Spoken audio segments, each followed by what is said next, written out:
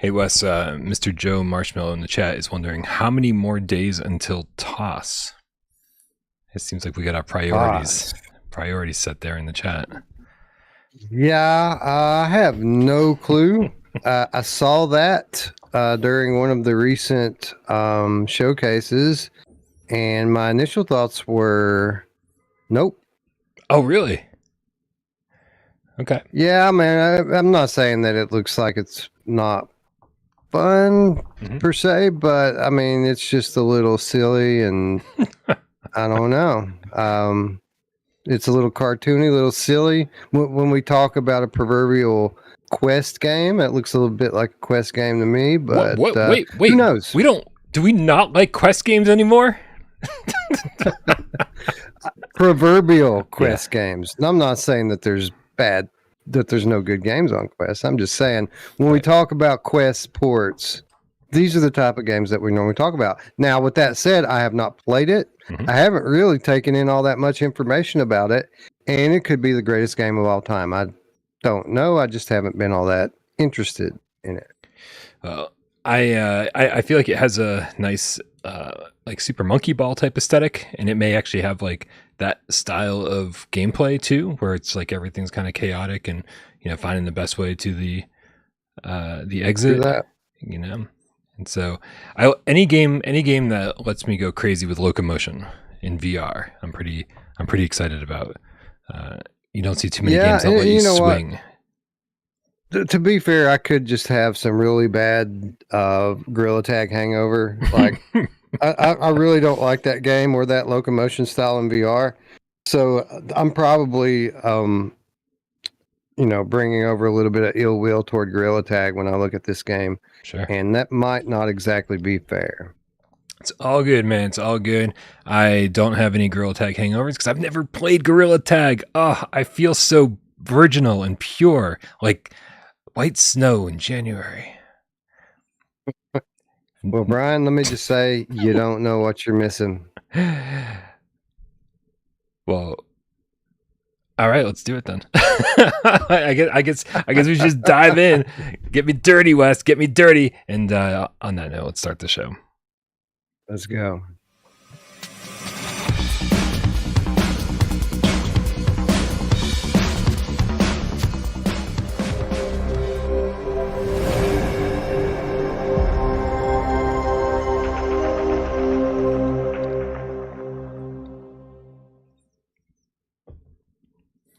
I don't think Awesome Tatum in the chat believes my claims of virginal and pure. This is PSVR GamesCast Live. We film live every single Monday, Wednesday, and 2 Wise Friday right here on Without Parole. We do it live 6 p.m. Eastern on YouTube for your viewing pleasure.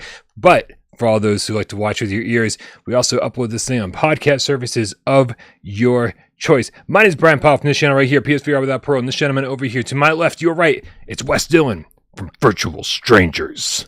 What's up, Wes? What's up, Brian? What's up, GameCats? What's up? Happy to be here. Haven't been on camera for a while, man. We did just purely gameplay streams for the last 7 days on my channel, and glad to kind of be back in the swing of things, back on the format with people in the chat in front of me, ready to talk about some VR news. Haven't had any news to talk about for a while, Brian. Well, fill us in, man. Like for anybody who either isn't subscribed to Virtual Strangers or hasn't been checking in with you lately. What games have you been playing over there? Well, I mean, I've been stuck on The Walking Dead Saints and Sinners Chapter 2 Retribution for a little while now. I picked it up on Friday just because, when you make last minute changes to your lineup, which we didn't go live on Friday because Eric was out of town and we wanted to have him around for the Uncharted discussion. And for a couple of other reasons, we decided just to stream. And people always like it when you stream good games, Ryan. I didn't know if you've noticed it or not, but so we recently did Vertigo 2. Oh. And before that, it was Village. So it was The Walking Dead's turn this time around. And I picked it up for a stream and then just kind of got stuck on it. And I've been playing it pretty much daily ever since.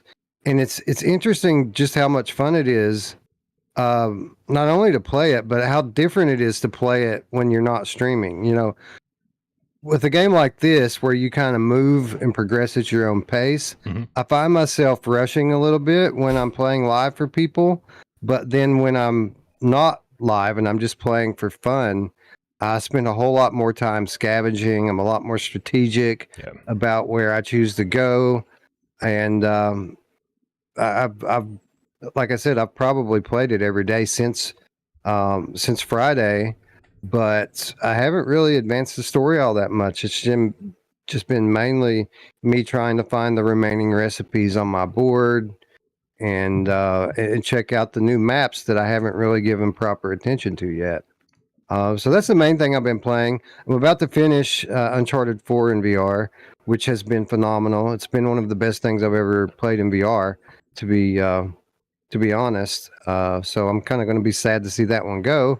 And then, of course, I've been playing for the last 12 hours or so. I've been playing Green Hell VR on PlayStation VR2, which we're going to talk about in just a few minutes. We sure are. We've got so much to talk about today. In fact, we'll be talking about Green Hell, Broken Edge, some of the sales. A lot of the cat's been asking about the discounts on the PlayStation VR2 games that just went live today. But first, Wes, we got a couple interesting things in the chat happening. We got Paul at Mississippi Game Cat 445 with the $1 tip. He didn't say anything, but we appreciate you being here. I'll just say that correction. That is Paul at Mississippi Game Cat 445. So that's not how you spell Mississippi. No, that's Mississippi. Yeah, there's definitely some extra syllables in there. Dewani Raksha in the chat says, what happened to Black Hole Pool? It's no longer listed as coming soon in the PlayStation Store. Well, a good friend of mine, Wes, I'm not sure if you're aware of this happenings, but sometimes the happenings... Here, is this the trailer? That's a trailer. I don't know. This is probably an old trailer. They weren't happy when I played old trailers. There's a happening on the PlayStation Store. Games will disappear from the PlayStation Store right before they come out, because it's like they're announced for coming soon. They'll sit there. They'll say coming soon or just announced or that kind of thing, and then they'll disappear. And then when they reappear, they either have a release date or pre-order price or that kind of thing.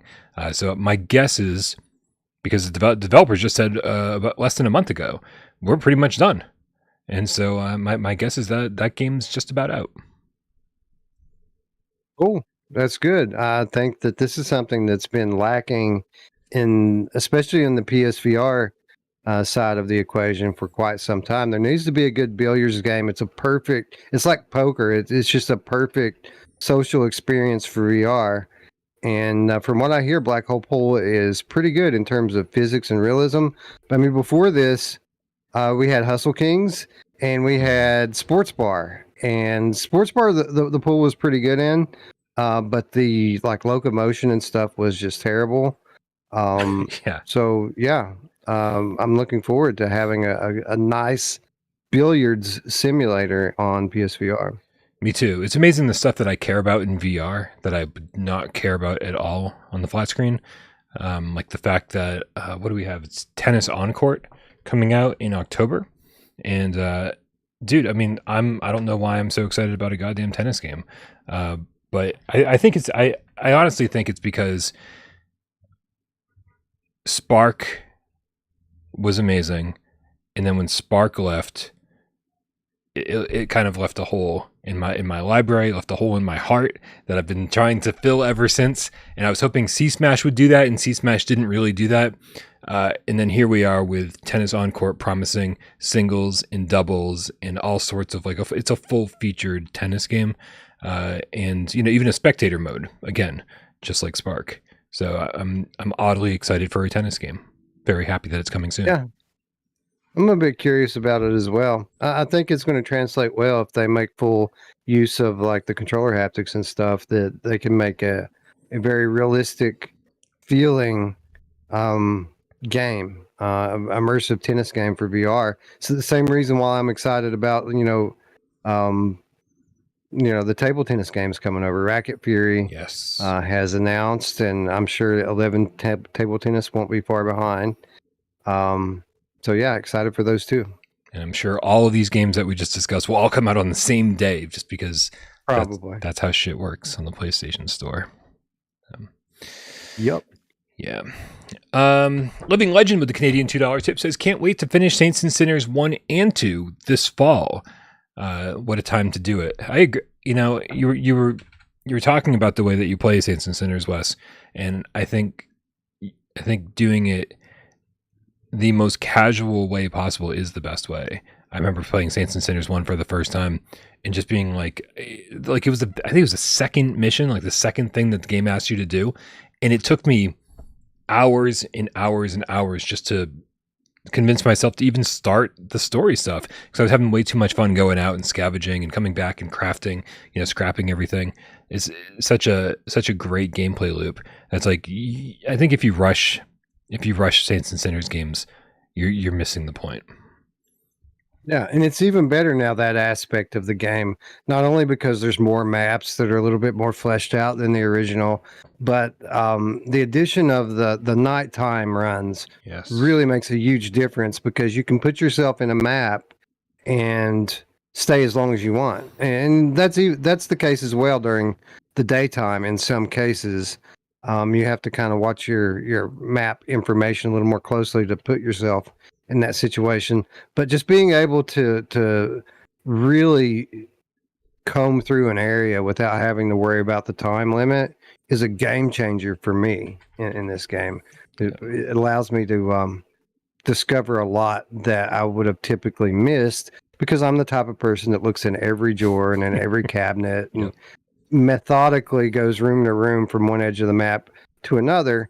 And that's just impossible to do when you've got roughly 15 minutes in real world time and you've got zombies coming after you and people shooting at you. So I really enjoy that aspect a lot more this time than I even did the first time around. Yeah, and those nighttime missions are just, they're difficult and rewarding. It's just a whole nother element to Saints and Sinners that they explored this time around. It's good stuff. Yeah, it's hard, man. It's really hard. Some of these levels, like I've had to nope out a couple of times where I just, 5 minutes in and it's just like, I can't do this right now. I'm not equipped. Bye. Yeah, right. Come back when you're better prepared. Right. Now let's try in the game field line with a $5 tip. Says Black Hole Pool. Super cool. That was a horrible rendition, by the way. I wasn't planning on doing it, and then I got to the word hole, and that's when I decided to go into it. It was a bad idea. Black Hole Pool, super cool, with lots of billiard game. Black Hole Pool, super cool, super cool. Oh, he is doing Black Hole Sun. I didn't realize. I guess I should have sang it. For $5, I guess I should have sang it. Won't you come? Won't you come? If you're asking. Izzard with the $2 says, spent a weird morning learning all about iCarly. That sounds like a perfect morning. Were you watching Quentin reviews? Dude, here's something I didn't know about Patreon.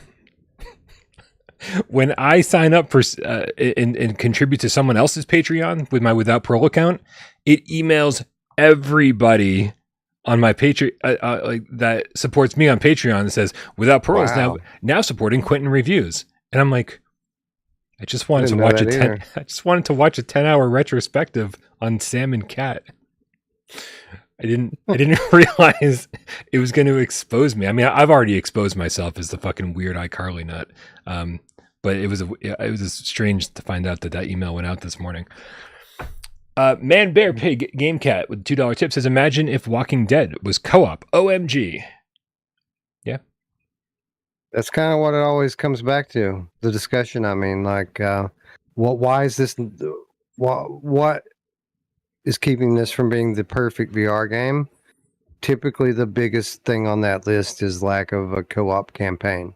Yeah, and I do believe that's coming. They've alluded to that. I don't mean for this title specifically, but I think this universe I think we'll see some sort of co-op support before it's all said and done. They're very aware that this is what people want. Yeah.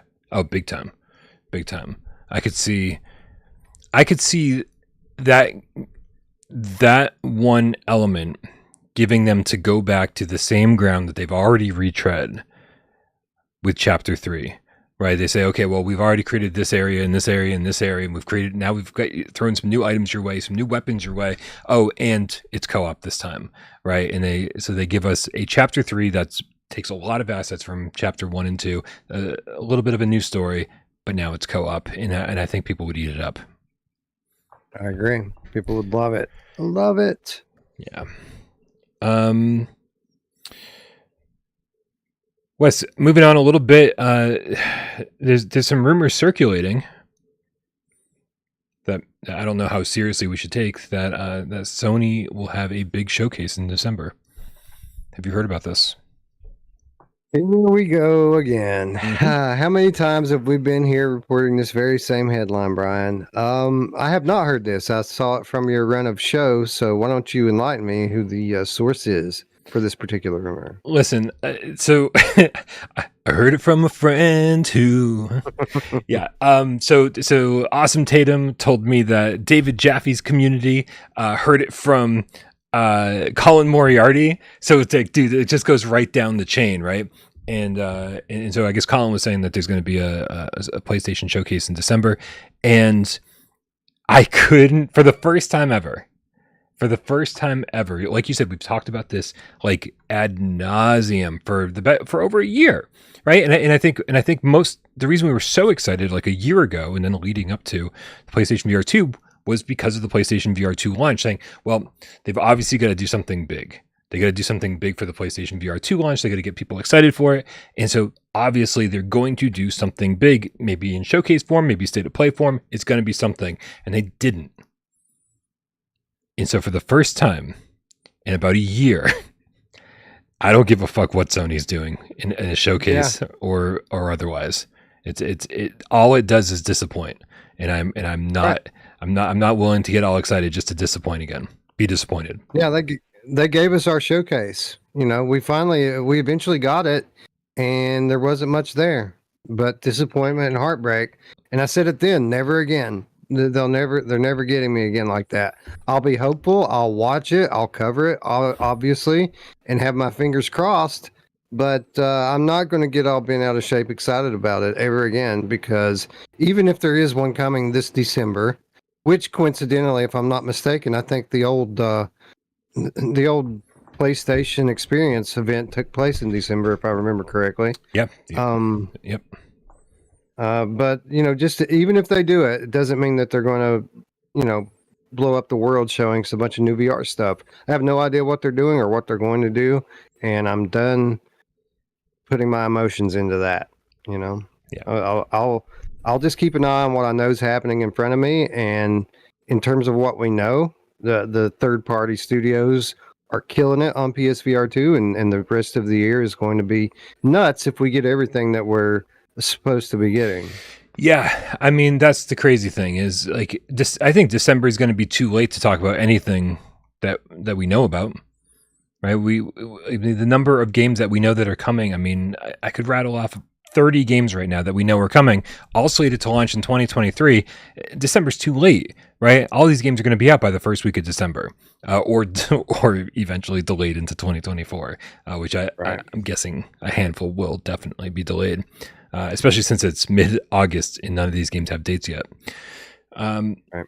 I mean, an update on Resident Evil 4. Give us something that first-party studios are working on, hybrid games, built from the ground up, that kind of shit.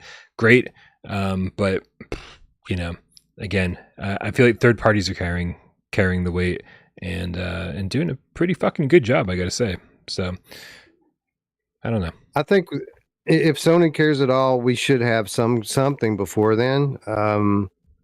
Maybe a state of play or another blog post release, kind of showing off what's coming. I do expect that we're going to get another round of notable releases this year to kind of compete with the launch of Meta's new headset. So December would be too late for that. I mean, it would be just in time for the Christmas season, but most people decide what they're buying for Christmas before December. So Right. I think, October, November makes a little more sense. So if they're going to market VR, that would be the window I would expect it to occur in. Well, something we don't have to wait much longer for. It's something we can get hyped for right away. Is that after many, many closed betas, D-Day Enhanced is having its first open beta. Now, guys, if you haven't been part of any of the D-Day betas so far, don't worry. You're going to be able to download this from. I'm like typing and talking at the same time. I'm not good at this.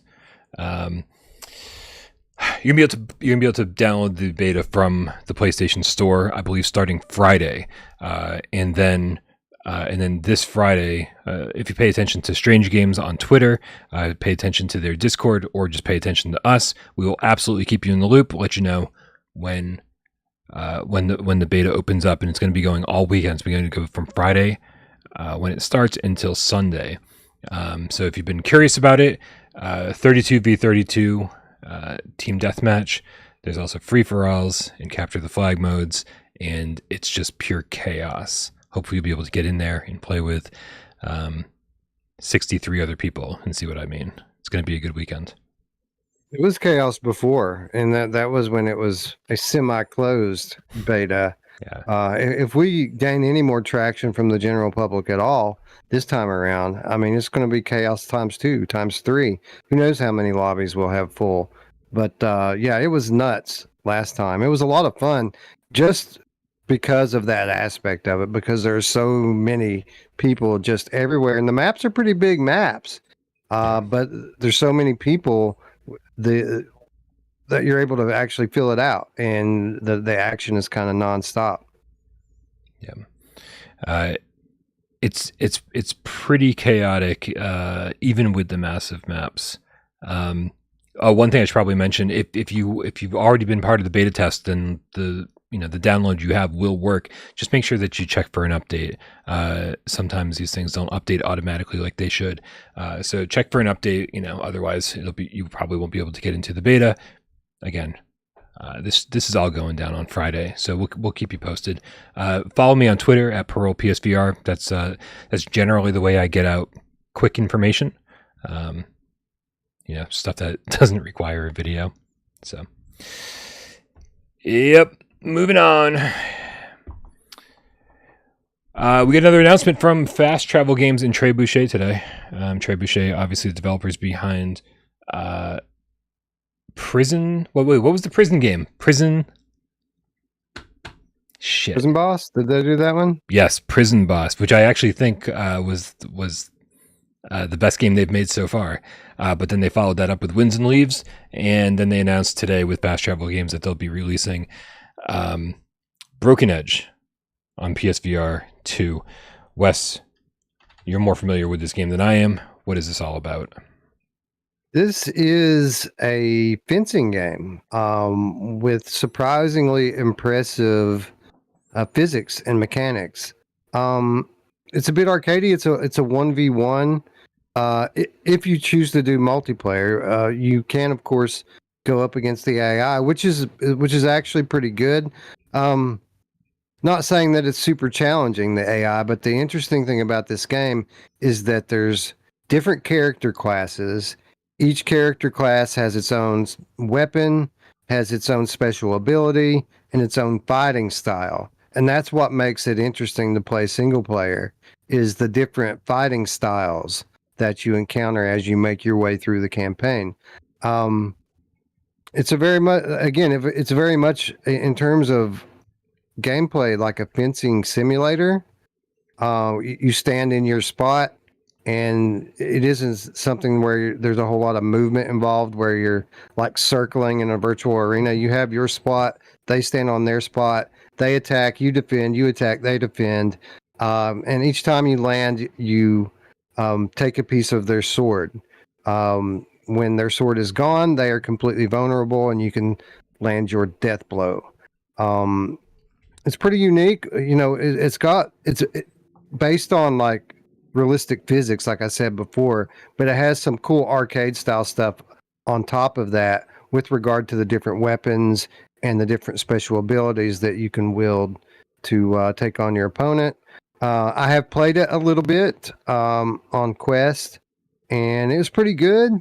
I've heard that the real the best part of it is the multiplayer, which I have not played the multiplayer in the game, but the 1v1 is supposed to be a lot of fun with a friend. My impressions are that this is a game that a lot of people are going to like, a few people are going to love. Like it's going to have a community. It's not going to be a game for everybody, but the people that like it are going to really, really like it. And that's kind of my impression of it. Well, I can't wait to check it out. I feel like trailers of games like this just don't do them justice. Because I mean, to me, it looks really boring. But luckily, I've heard from people who have actually played it and people I trust that it is better than it looks.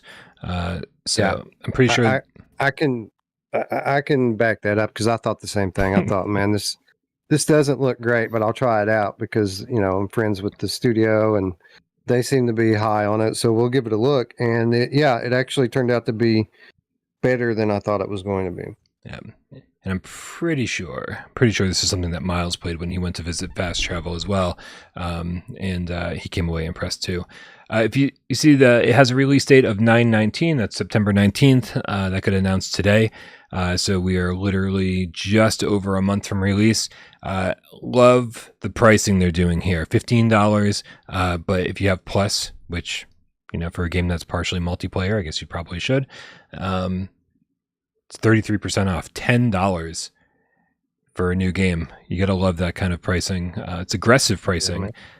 Make sure that like anybody who's even considering it will probably just dive in on day one. Huge for a multiplayer game, a multiplayer focused game, even one that has a single player element, to get that price right, you know, because you have to build your lobby on day one. And if you put people away with the price, then it's hard to recover from that. So kudos to Fast Travel, kudos to Trebuchet for doing the right thing here and giving people a price that they're just not going to be able to say no to. It's $10. You can't go to see a movie for $10 anymore. So right. That's not much money. So kudos to them. Yep. Well, definitely something to keep our eyes on. Between that and Toss, I mean, the beginning of next month's going to be crazy. I think the rest of the year is going to be crazy. I think starting right now, that this is going to mimic that year. You remember the year that I think Pixel Rip came out at the end of July, and then Firewall came out in August, and then I think like Astrobot, and it was just nuts all the way through the rest of the year. It was quiet in the summertime, but toward the end of summer, it started to pick up. And then literally it was every week for the entire rest of the year. I think we're about to experience something very similar this year. I think you're right. And I think we're about to experience a year that's even beyond what you just described. You know, I remember the month I always remember is the one that like O-Shape and like The Walking Dead, and I'm probably screwing a lot of this up. Oh, it was like Walking Dead Onslaught, Until You Fall, Swordsman, and like 2 other games all came out in the same month, and I was like, this is fucking insanity. And yeah, I think we're just thinking about all the games that are coming out throughout the course of the rest of the year. I think by December, I'm going to be looking at the PSVR2 library and say it's officially better than the PSVR1 library. In less than a year, we have surpassed the quality and the quantity of the PSVR1 library. Not literal quantity. We're not going to have 500 games by the end of the year, but quantity of, you know, quality games. Maybe that's a discussion we'll have. That could make for a fun episode, I think.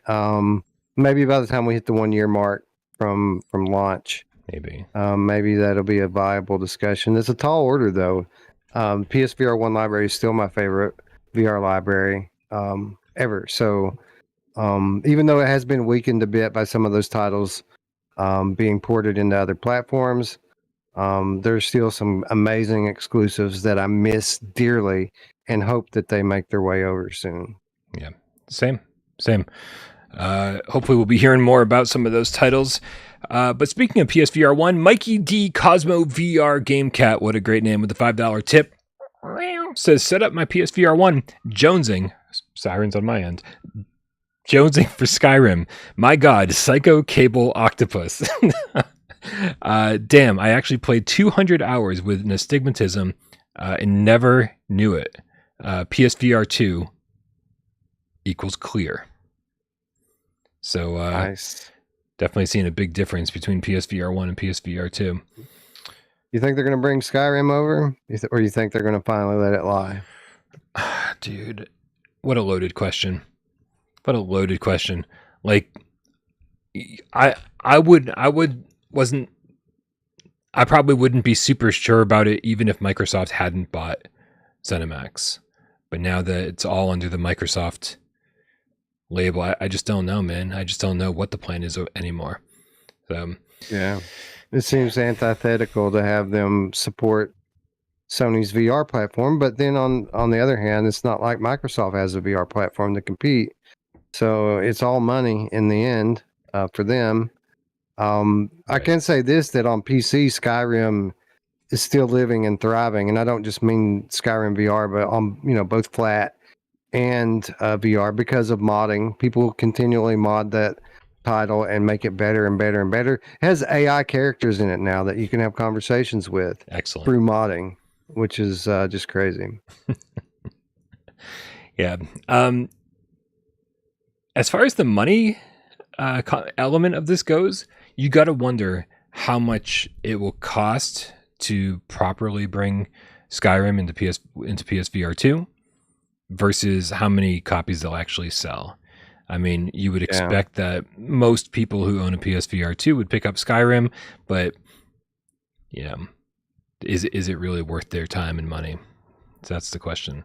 Yeah, it would depend. It would depend on how indignant people would be if they put like a $10 price tag on the upgrade or something to compensate them for their work, and which I've maintained I'd rather do something like that than not get the game, just in general, not just this game, but I'd rather pay an upgrade fee than just not get the game, because a lot of these developers, or at least some of them, are sitting here debating on whether or not they should bring their stuff to PSVR 2, and it's just like, the people are going to expect it for free, and I can't afford to do the free work. So what's the point? You know what I mean? So yeah. Hopefully, people will err on the side of coming over, and hopefully, when they do, if they put a price tag on it, people won't beat them up too badly for it. Yeah, I mean, my guess would be that if we got it on PSVR 2, we'd be buying this thing all over again, because they keep releasing it and re-releasing it and re-releasing it, and I don't think we've seen an upgrade charge. It's just, hey, here's an entirely brand new SKU that you were paying all over for. And I'm with you. I would much rather that be the case than not get it at all. So, yeah, sure. Professor Lilith with the $5 tip says, hey, GameCats. Hey, Professor Lilith. The survey for the Sunday multiplayer is now posted in the Discord. Choose Knock, Synth Riders, or Pavlov, Bose, Beats, or Benelis. I'm terrible with references.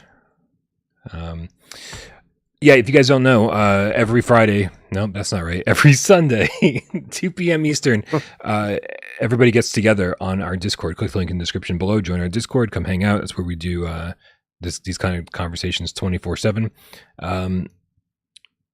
Everybody gathers over there and play some multiplayer games, and you vote. You vote every single week. So go vote on which game you want to play Sunday. It's Knock, Synth Riders, or Pavlov. Which one would you be voting on, Wes? Well, I like to shoot things, Brian. I'd be voting for Pavlov in this specific situation. Yeah. Plus, it's shooter season, bro. We're kicking it off. People need to get their Pavlov time in now, because after this week, we're going to have new FPS games to play. So Pavlov definitely gets my vote here. Yeah, I think I would have to go with I'd have to go with Knock. I loved Knock at launch. Played the crap out of it for like a week, and then I haven't had time to go back to it.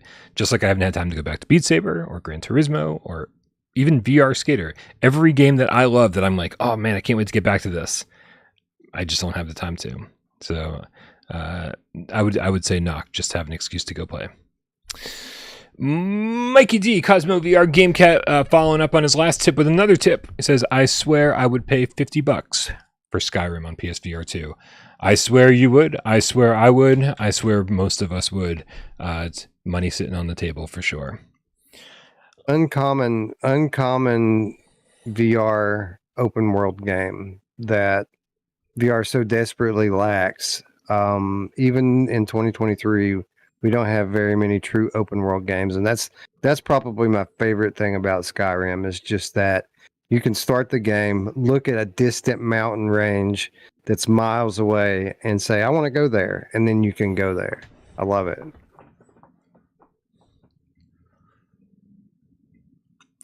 How many open world games did we have on PSVR 1? And I don't know. I mean, we have some that are technically open world, but then aren't very big worlds, you know. Yeah. We certainly don't have anything else like Skyrim.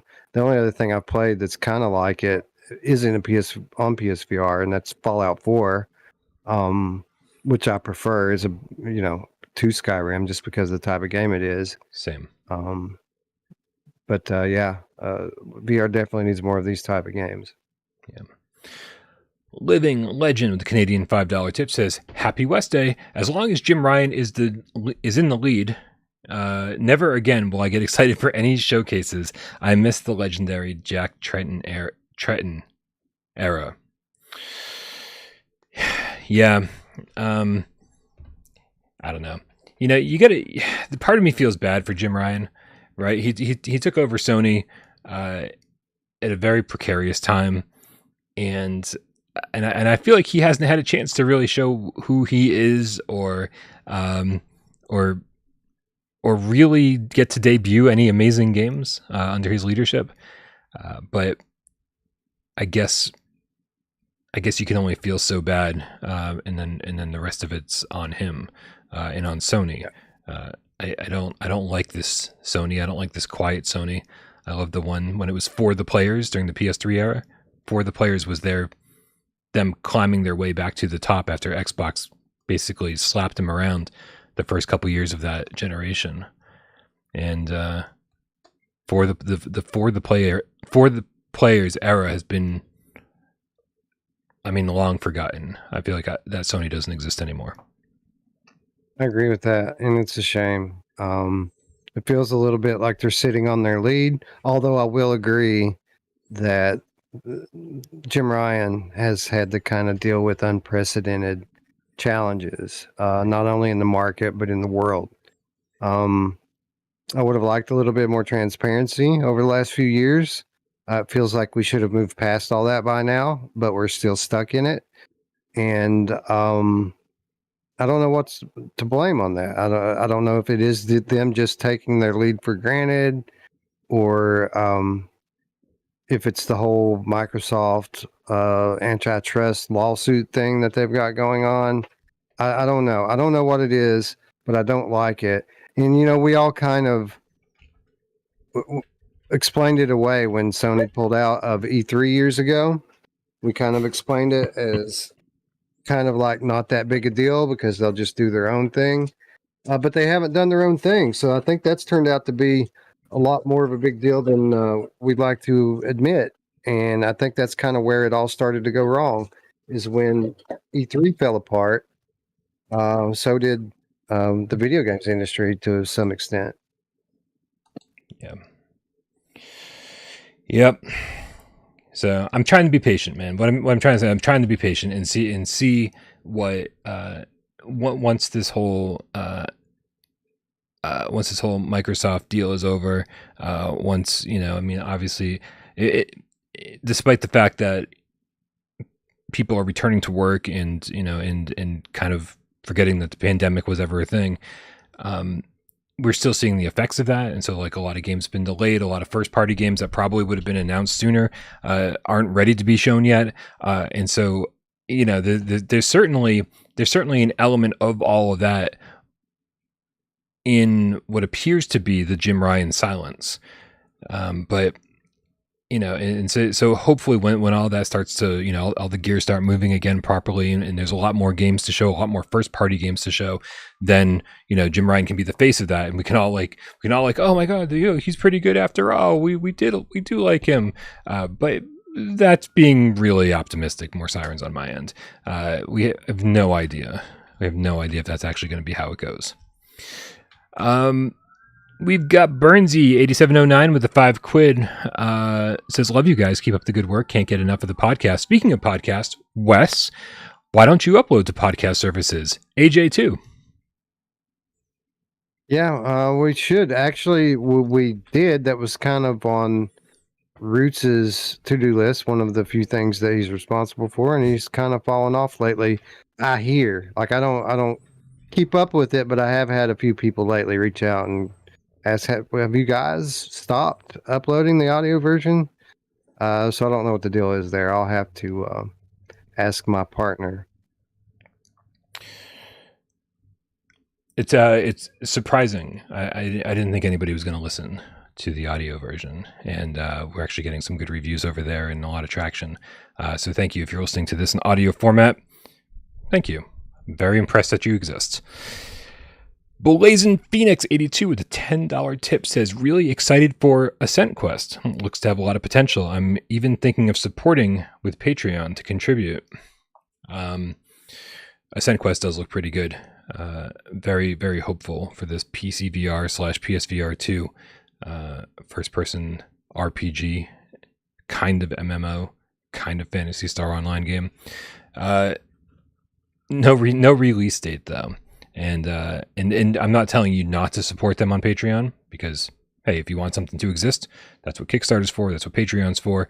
You know, you got to support the people that are doing the things that you love.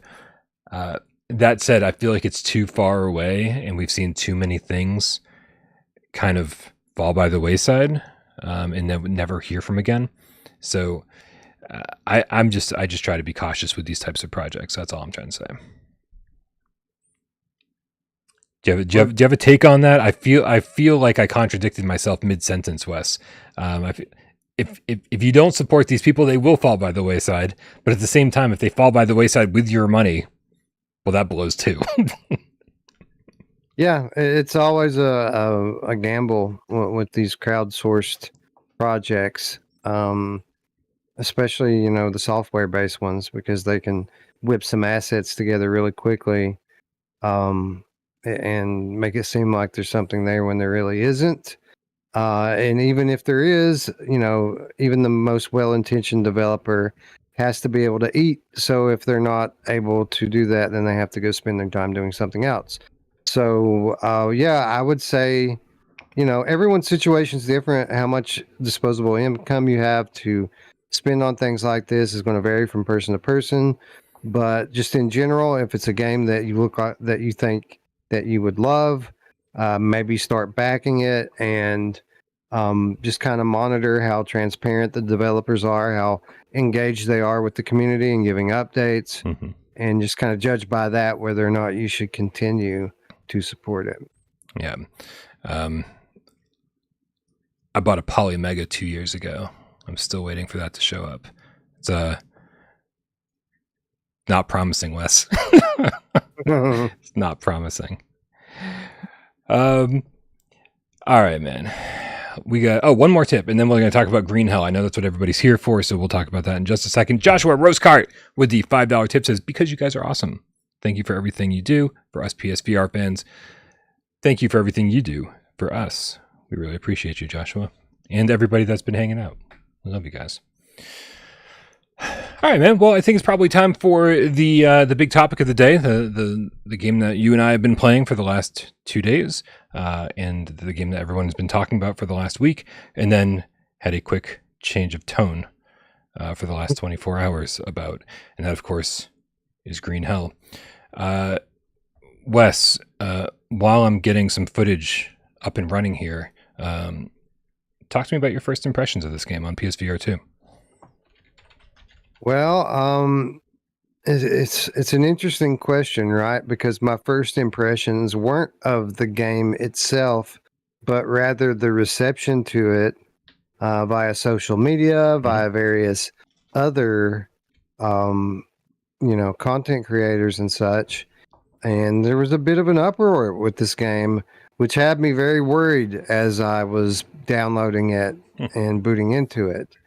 I've heard this game called the worst game on PlayStation VR2.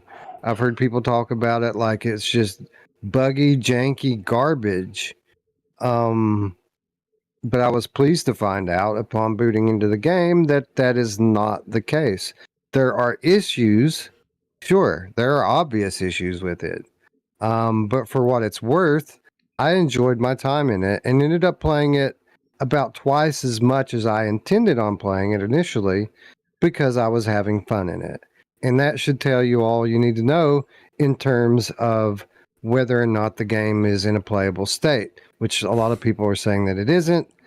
I deny that. It's actually pretty fun and nowhere near the worst game on PSVR 2. It's one of the better games on PSVR 2. So, yeah. I don't know what to think about all these people. No, that's perfect. I'm glad you said that. 'Cause you and I really didn't have much of a chance to talk about Green Hell before the show. We were getting some stuff set up and making sure that we were familiar with the run of show. And then next thing you knew, it was time to go. So I didn't really know what you were going to say.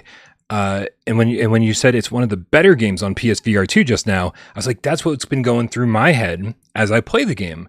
Right here, I am. I played it a bunch yesterday, a bunch today. I'm about 10 hours in, I would say, and it's the kind of game where I'm like, God, as I'm playing, I'm like, what other games on PSVR2 have these kind of like deep gameplay mechanics? This deep level of crafting, this progression system where the further in you play, the more things you get to craft, the more items you find, learning about what plants are good for you and what plants are poisonous, what you should fuck with and what you shouldn't fuck with, learning to make weapons. I played for 5 or 6 hours yesterday and only had like little hand axes that would break, or like, or that's actually pretty much it. Like a little axe that you make out of a rock and a stick, and it would break, and it's not very strong. And it wasn't until today that I finally found ingredients to make a bow and arrow. So for the first time in like 6 hours today, I was like, holy crap. And it was such a feeling of elation. It was such this monumental moment for me where I was like, I didn't feel totally defenseless. So if something was going to come up and try to kill me, like I might be able to get the jump on it, And so being able to finally 6 hours into the game, shoot arrows, it was just like this amazing revelatory moment, where I just felt really strong. How's this for a revelatory moment? Minor spoiler alert, not story related, but if you want to know nothing, plug your ears for about 30 seconds here. Within 5 minutes of the start of the game, there's a bow that you can find. Dude, I know. And you know how I know that is because AJ told me. AJ found it right away. And I was like, wait, where the fuck was it? Like I just missed it entirely. So that means for this first 6 hours of the game, I didn't have one until I found the ingredients, and until I even had the blueprints to craft it. So I think I might have had a harder start to this than most people. But let's back up a little bit, right? I think one of the major complaints people have been having about this game are the graphics. People are saying it's like switchback level of blurry, and I will say I want to be so transparent about every issue that this game has, because I think for every great thing it does, there's a minor setback that goes along with it. Because I think this game looks really good. I'm very happy with the lighting in it, the shadows, the time of day changes. When it rains, everything in the jungle gets this sheen on it, like it looks wet. Everything looks good. Except the minute you get into this game, you're going to go, I wish this was just a little bit sharper. Like this isn't like this isn't like Switchback levels of blurry. It's just but it's just low enough where you're like, oh man, I wish this was just a little bit sharper. That's how I felt about it. It's for what it's worth, probably 90% of my complaints with this version of the game are graphical complaints. But to say that it looks bad is a bit of a stretch, I feel like. It is a bit low res. Some of the textures, particularly the ones on the ground directly beneath your feet, are kind of low res. There's a bit of softness to everything, and where certain games like the original version of Switchback or Horizon kind of had that softness in the distance, it's a little closer in Green Hell. It's kind of everywhere. There is a bit of perceived motion blur from reprojection that you'll see when you're moving. Yep. But that isn't really the worst of it for me. For me, the most distracting things about the graphics in the game, one, aliasing. There are certain scenes, especially in the intro scenes, that are very shimmery, which kind of gets better. It comes and goes. Like certain areas, it's worse than other areas, it seems like. But the most distracting thing, and the thing that I really hope they get a handle on, because it's immersion breaking for me, is the draw distance on the shadows. So the lighting and shadows are good in this game, but the draw distance on it is only about 10 feet out from you. So what that does is, and I don't know if you noticed this, it may be a different experience for you, but for me, there's a very clear line that's always 10 feet in front of you. And as you move, there's constant pop in with the shadows. Like it's just, it's a clear line. It almost looks like what foveated rendering looks like on Quest, where there's a straight line around your vision and you can see everything outside of it looks different than in, and the lines are very visible. Mm-hmm. That's what this has going on, but it's only a horizontal line on the ground about 10 to 15 feet in front of you, and it's always there. And it's not that distracting when you're standing still, but when you're moving, it's always visible, and it's very immersion breaking for me. But that said, that's the worst thing I can say about this game. Like that's the biggest issue I have with it. In general, the game looks pretty good. I would describe it as probably like the best looking PSVR 1 game that you've ever seen. You know what I mean? It kind of has some of those same issues that a PSVR 1 games had because of the generation. But it's like the best, it's on par with the best looking games on the last gen platform. But the experience isn't about the graphics. The gameplay is what makes this game, and that is intact, perfectly intact in this game. And it's just as fun here as it is anywhere else. See, I'm loving your take on the graphics, because I agree and disagree.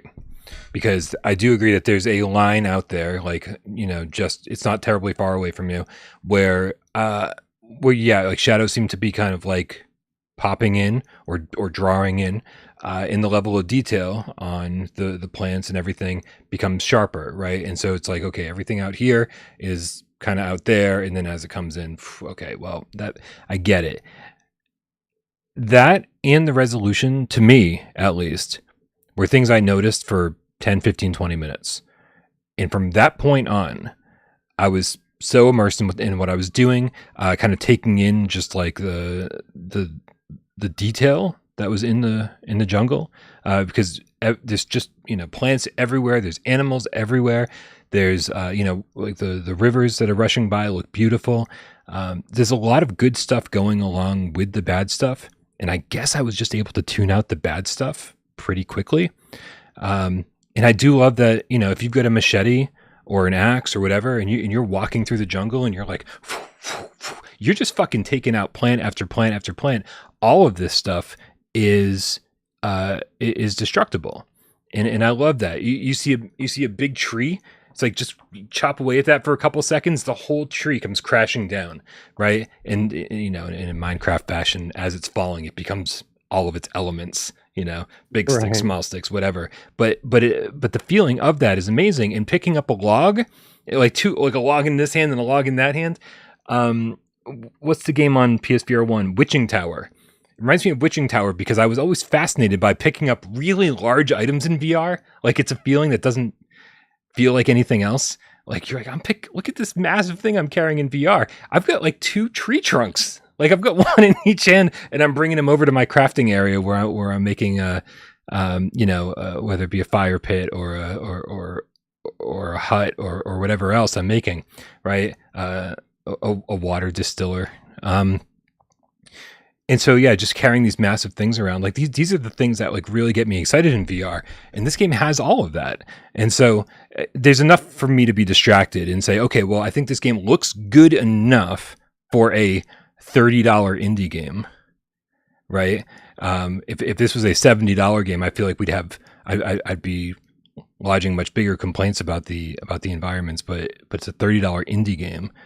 And all the stuff that it's doing is really great. So it's easy for me to be distracted, I think. It's very challenging, isn't it? I feel like that's the best part of it. It's just how difficult it is. I mean, it's a simple concept, what you're doing. It's a story driven, get from A to B type of thing. But getting from A to B is friggin' hard, man. Not only navigating, because the terrain is treacherous as it would be in real life. You have to kind of make your way around these mountains and valleys and try to, you go one way, that doesn't work. You have to go the other way, find your way around. But time is moving fairly quickly and you have to stay fed. And it isn't as easy as just eating and drinking. Right. It matters what you eat because you have to take into account fats, you have to take into account protein, you have to take into account carbohydrates and water. And if you lack in any one of those, you'll starve to death or thirst to death. And so it's a constant fight against that because different animals have different nutritional makeup, different plants that you forage for have different nutritional things that they offer up. And the forest is bountiful, but you don't have a knowledge of what you're getting. It's all trial and error. Right. Did you make the mistake of out of desperation eating a mushroom? Because that's always the worst possible thing that you can do. I've now learned what mushrooms I can eat and what I shouldn't eat. There's one mushroom in particular that I've learned is just really makes you not happy. But then there's a lot of other mushrooms that are growing on rocks and stumps. So it's you learn. Right. That's the thing is you learn as you go. And if you've forgotten, then you can check your journal because every time you've eaten something, your character logs the results and says, what you benefit or the harm that it gives you. And so, yeah, man, I'm running around this forest eating everything for the most part, and avoiding certain things. But, oh shit, I completely forgot. It goes even deeper than what you were describing. You were talking about the breakdown of food into carbs and fats and all that.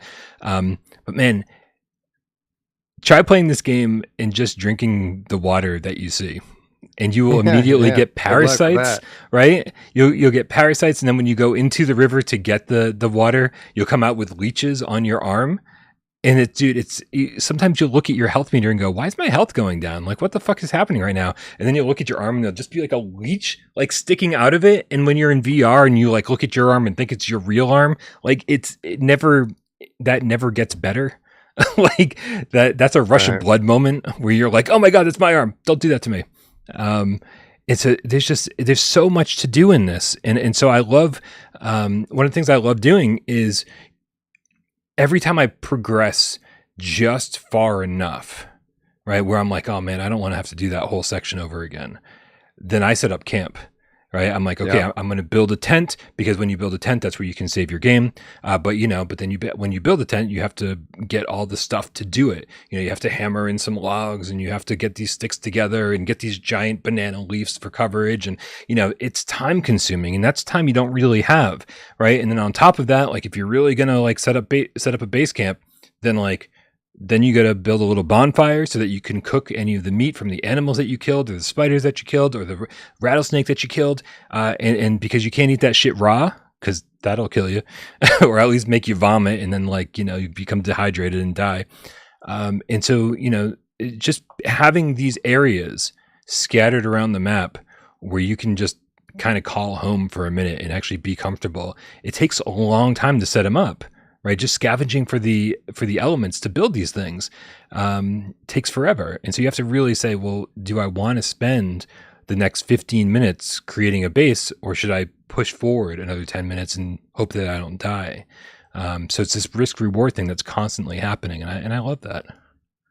Yeah, the best thing in this game is when you're on the brink of death and darkness is coming and you need to set up a camp, but you're about to starve. So you have to get out there and find something. And then you do find something, but it's not enough to get you fully back to health. So you come back, you build up a campfire, you cook it, you eat real quick, you run back out to try to find more.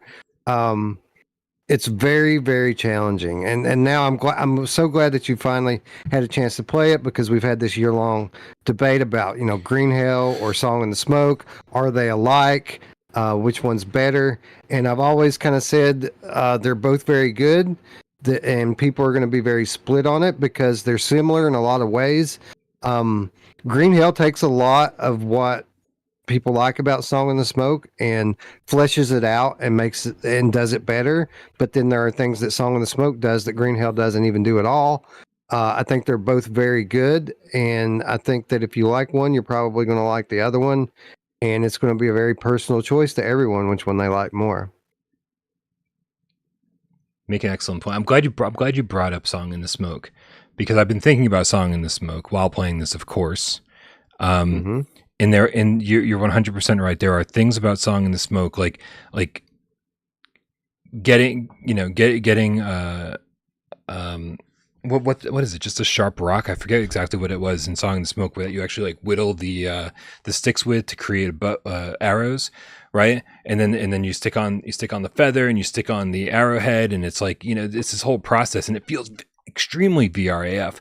The crafting in this game doesn't feel nearly as good, right? It almost gets there, but it doesn't feel nearly as good. And I think the crafting in this game is far more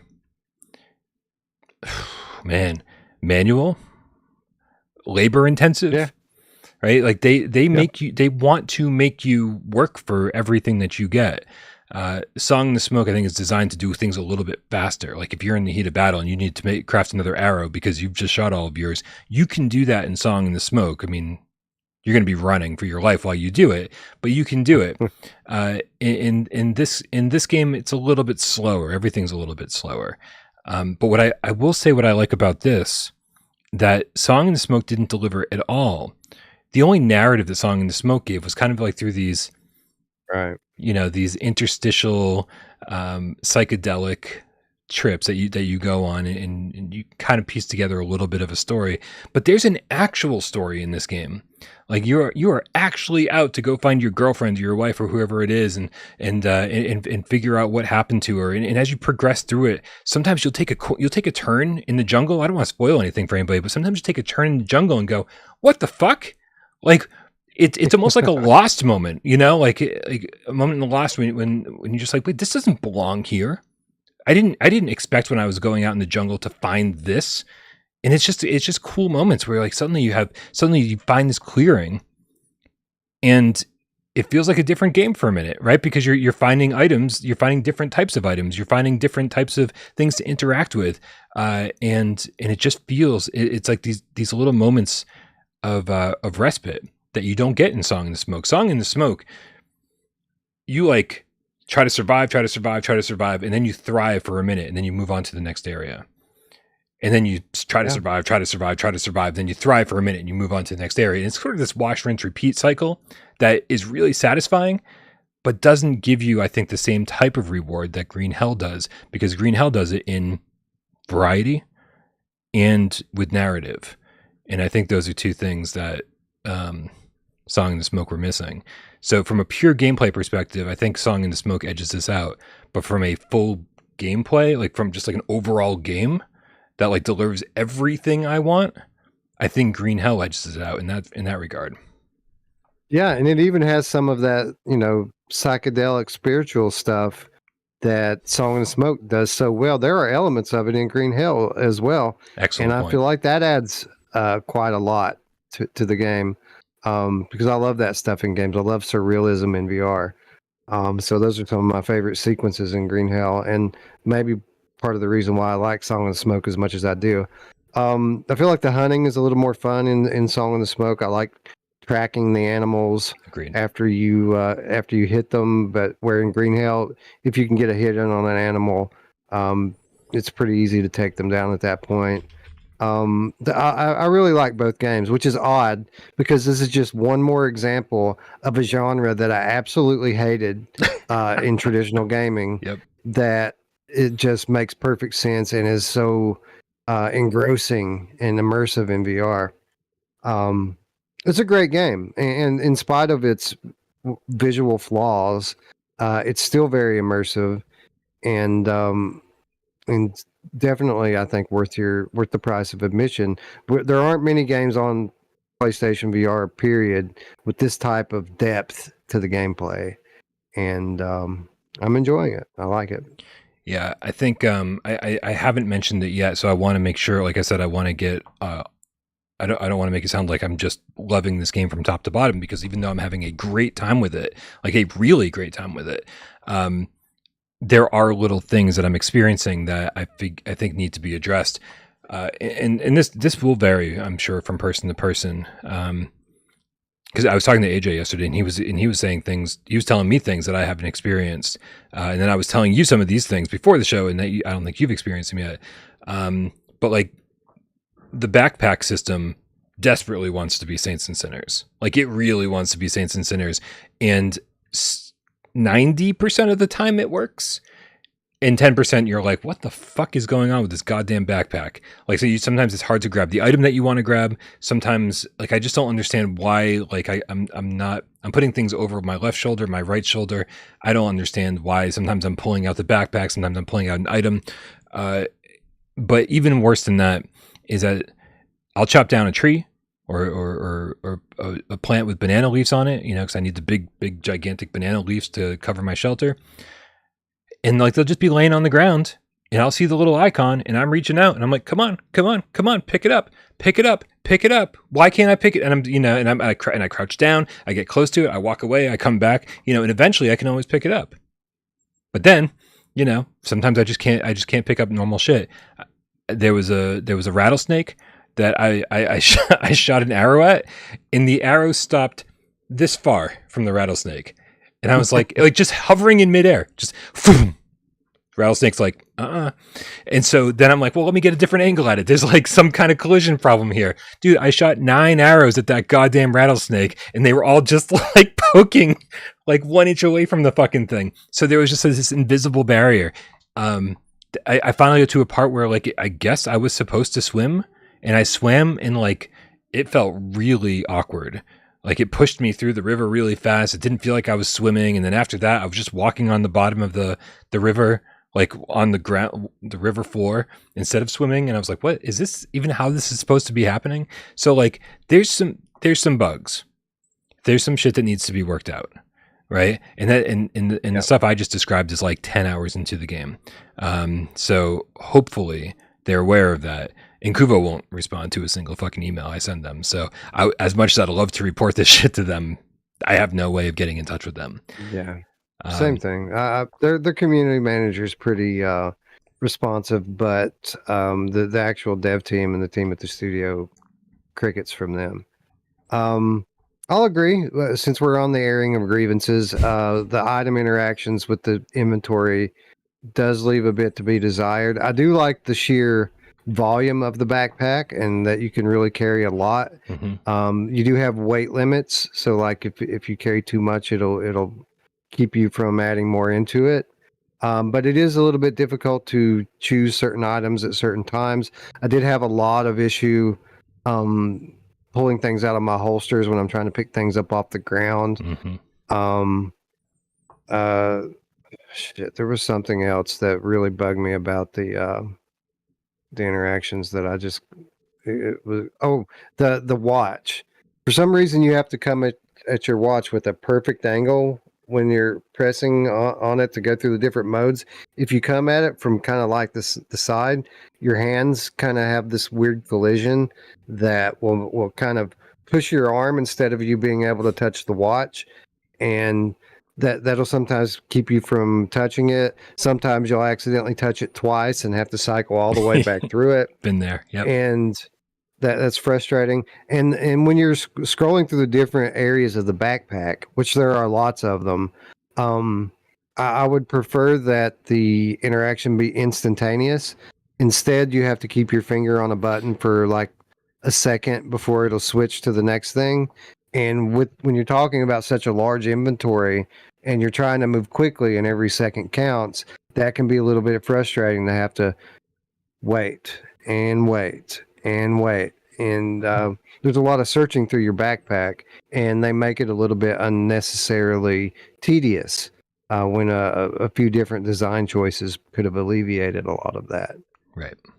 Yep. I agree wholeheartedly. Also, I just sort of grabbed a random section of my gameplay, so I'm watching this. I wasn't even sure what I was going to be showing today. I'm very proud of this camp that I was setting up here. Not only do I have a hut in a nice little bed that I made for myself where I could sleep comfortably, but I also have like rain catchers that filter water. And right now I'm in the middle of making a fucking barbecue, dude. Like I cooked alligator meat and fucking all sorts of meat, dude. Like I'm eating good tonight. You're way ahead of me in this game. Like, you're way ahead of anywhere I've ever been in this game. That was a pretty cool part about this experience too, is I haven't played this game in any meaningful amount of time in a year probably, and it's been long enough that I had forgotten everything that you need to do. So it was very much like a new game experience for me, where I had to make all the same mistakes again and go to the areas in the wrong order again, like I did the first time. And it was really enjoyable experiencing this game again for the first time. So yeah. Yeah, I'm thrilled that we finally have it. I know that the general mentality out there is that people are mad we got the Quest version, or I'm sorry, a pretty version of the Quest version. And I will tell you, I mean, I don't want to be like an apologist for Incuvo or for PSVR2, but if I haven't played the PC VR version, and if I didn't know there was a Quest version, I wouldn't feel like this is a Quest game. I would have no complaints whatsoever. Actually, there's one thing that clues me into the fact that it's a Quest port, and that's that there are caves, like little caves that you walk through in this game that bring you from section to section, and then there's an actual loading screen. You go into the cave, and boom, fades to black. Quick 3-4 second loading screen, fades back in, and now you're continuing your journey. Now, when you're playing through the game, you're not going to see those very often, right? Because like you spend a lot of time in each section trying to survive to make your way to the next section. But there'll be moments when you got an item from the top of the map and you have to backtrack all the way down to the bottom, so you're just fucking beelining it, and you're going to see loading screen. A couple minutes later, another loading screen, and that's when they start really standing out, and you're like, oh yeah, this clues me in that it was a Quest port. And then, if this was built from the ground up for PSVR2 on PS5, guaranteed that would have streamed and there wouldn't have been a problem whatsoever. So I think all the complaints that you and I just lobbed at this game sound like a lot, but somehow, Wes, I still find this to be a really good game and one of the better games on the system. I'm really enjoying this. Yeah, agreed. And it is the Quest version, and that does entail some sacrifices, but there are trade-offs. Like I said before, I do feel that the Quest / PSVR version does give a little bit more than it gets, because it is pretty remarkably scaled back from the PC version in terms of scope. And that's not just the scope in terms of the map, but the scope in terms of like the devices and things that you can build, it's a smaller game than the PC version. But for that, you do get the VR AF mechanics, which the PC version does not have. So it's not all for nothing. And like I've said before regarding this game, just because it's a smaller game doesn't mean that it's small. It's not a small game at all. It's a pretty big map actually. Yeah. And I feel like the PC version might take you 30 hours to get through, where this one's going to take 15 or 20. Yeah. Yeah. I mean, like I said, I'm 10 hours in, and I don't see an end in sight. I mean, maybe like the part that I just got to could be the beginning of a much larger section of the game, or it could be the beginning of the end. So I don't know. My goal, this is why review keys are important, right? Because here we are, the game's been out for 36 hours at this point, and I'm still working my way through it. Meanwhile, the hope would have been that like I'd already played through the entire game once or twice, and that I could tell you guys everything you need to know. But I'm actually sort of enjoying this whole thing where like all the cats are out there and they're playing and they're giving me their first impressions as I'm giving them my first impressions. I like being on this occasionally, being able to all be part of the same conversation at the same time. It's kind of a nice feeling. Wes, we've got a lot of questions in the chat, a lot of tips. My favorite one from Professor Lilith just came in and says, so the real question is, what happens if you never actually go get the girlfriend and instead spend all of your time crafting? Well, you'll die. There's a trophy. You'll die. There's a trophy that says you got the bad ending, and there's a trophy that says you got the good ending. I don't know if getting the girlfriend is the good or bad ending. I'm not quite sure if she'll be happy to see us. Blazing Phoenix 82 with the $5 tip says, have you found a reason for the eye tracking option yet? I haven't used the eye tracking option. I watched Gamertag VR's review, and he said that it takes away from the game, and that there's a reason that it's defaulted to off. And I kind of took that to heart, and I just didn't use it. But I probably should. We're going to talk more about this game on Friday on my channel. So between now and then, I'll give the eye tracking a look and see if it adds anything. Yeah. Subscribe to Virtual Strangers. The link for that's in the description below. I'm sure Miles and I will be talking about it Friday too. So if you haven't gotten enough Green Hell talk, there'll certainly be a whole lot more. And I'm really, really, really shooting to have my review done by Friday, which means I'll check out the eye tracking option. I'll check out all the other modes. I'm just trying to get through the campaign on the normal difficulty. I'm really interested to hear what Miles thinks about this game, because he was a big fan of The Forest. And we've been telling him, just wait till you play Green Hell. Just wait till you play Green Hell. So I think he's going to really dig this game. So I can't wait to see what he thinks about it. For sure. Yep. I think Miles is going to love it, honestly. Macho X3, the real estate procrastinating game cat with the $20 tip. Whoa, sorry, my voice just cracked. My meow cracked. I heard this game needs the switchback treatment. If we don't get, I get we don't want to complain about everything. I'm happy we got the game. But the PSVR2 can handle PC VR ports. I didn't spend more money to get the $300 lower quality. I'm assuming he means the Quest version. Yeah.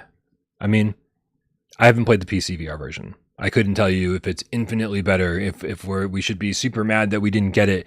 I feel like there's a reason we didn't get it. I feel like Incuvo thinks that this is the better version of the game. This is the better VR game. And that's why we got it. It's not just that either. While definitely the game looks better on PC after you get it dialed in, there's certainly more resolution and more detail to the world. It does not run well on PC. It is hard to get it dialed in. It's very demanding.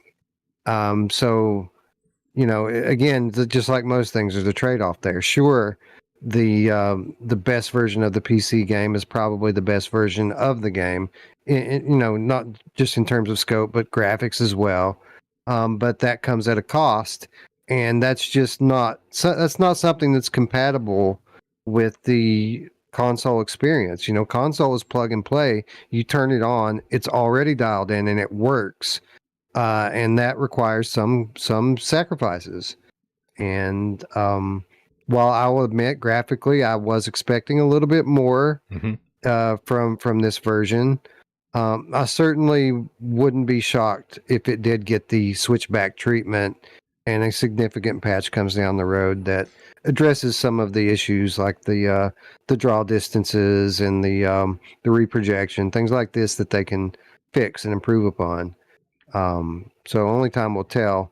But yeah, it's a two-way street with the PC version of this and many other games. That what you get comes at a cost, and that cost is thousands of dollars. Yeah, you're not the only one who's been saying that about the PC version. A lot of cats have left comments saying that they have high-end PCs like that run pretty much fucking everything, and they can't get this game to run smoothly on PSVR. And so it crashes. It crashes even getting it dialed in. You have to reboot it up 50 times because it struggles and then it crashes. So maybe that's the real reason. Then maybe that more so than just being a better VR game. Maybe that's the real reason. Maybe. I'd love to get the full story. I don't want to put words in Kuvo's mouth. I'd love to hear them say why they decided to do this. But I don't think we're far off from what the truth would probably be. Yeah.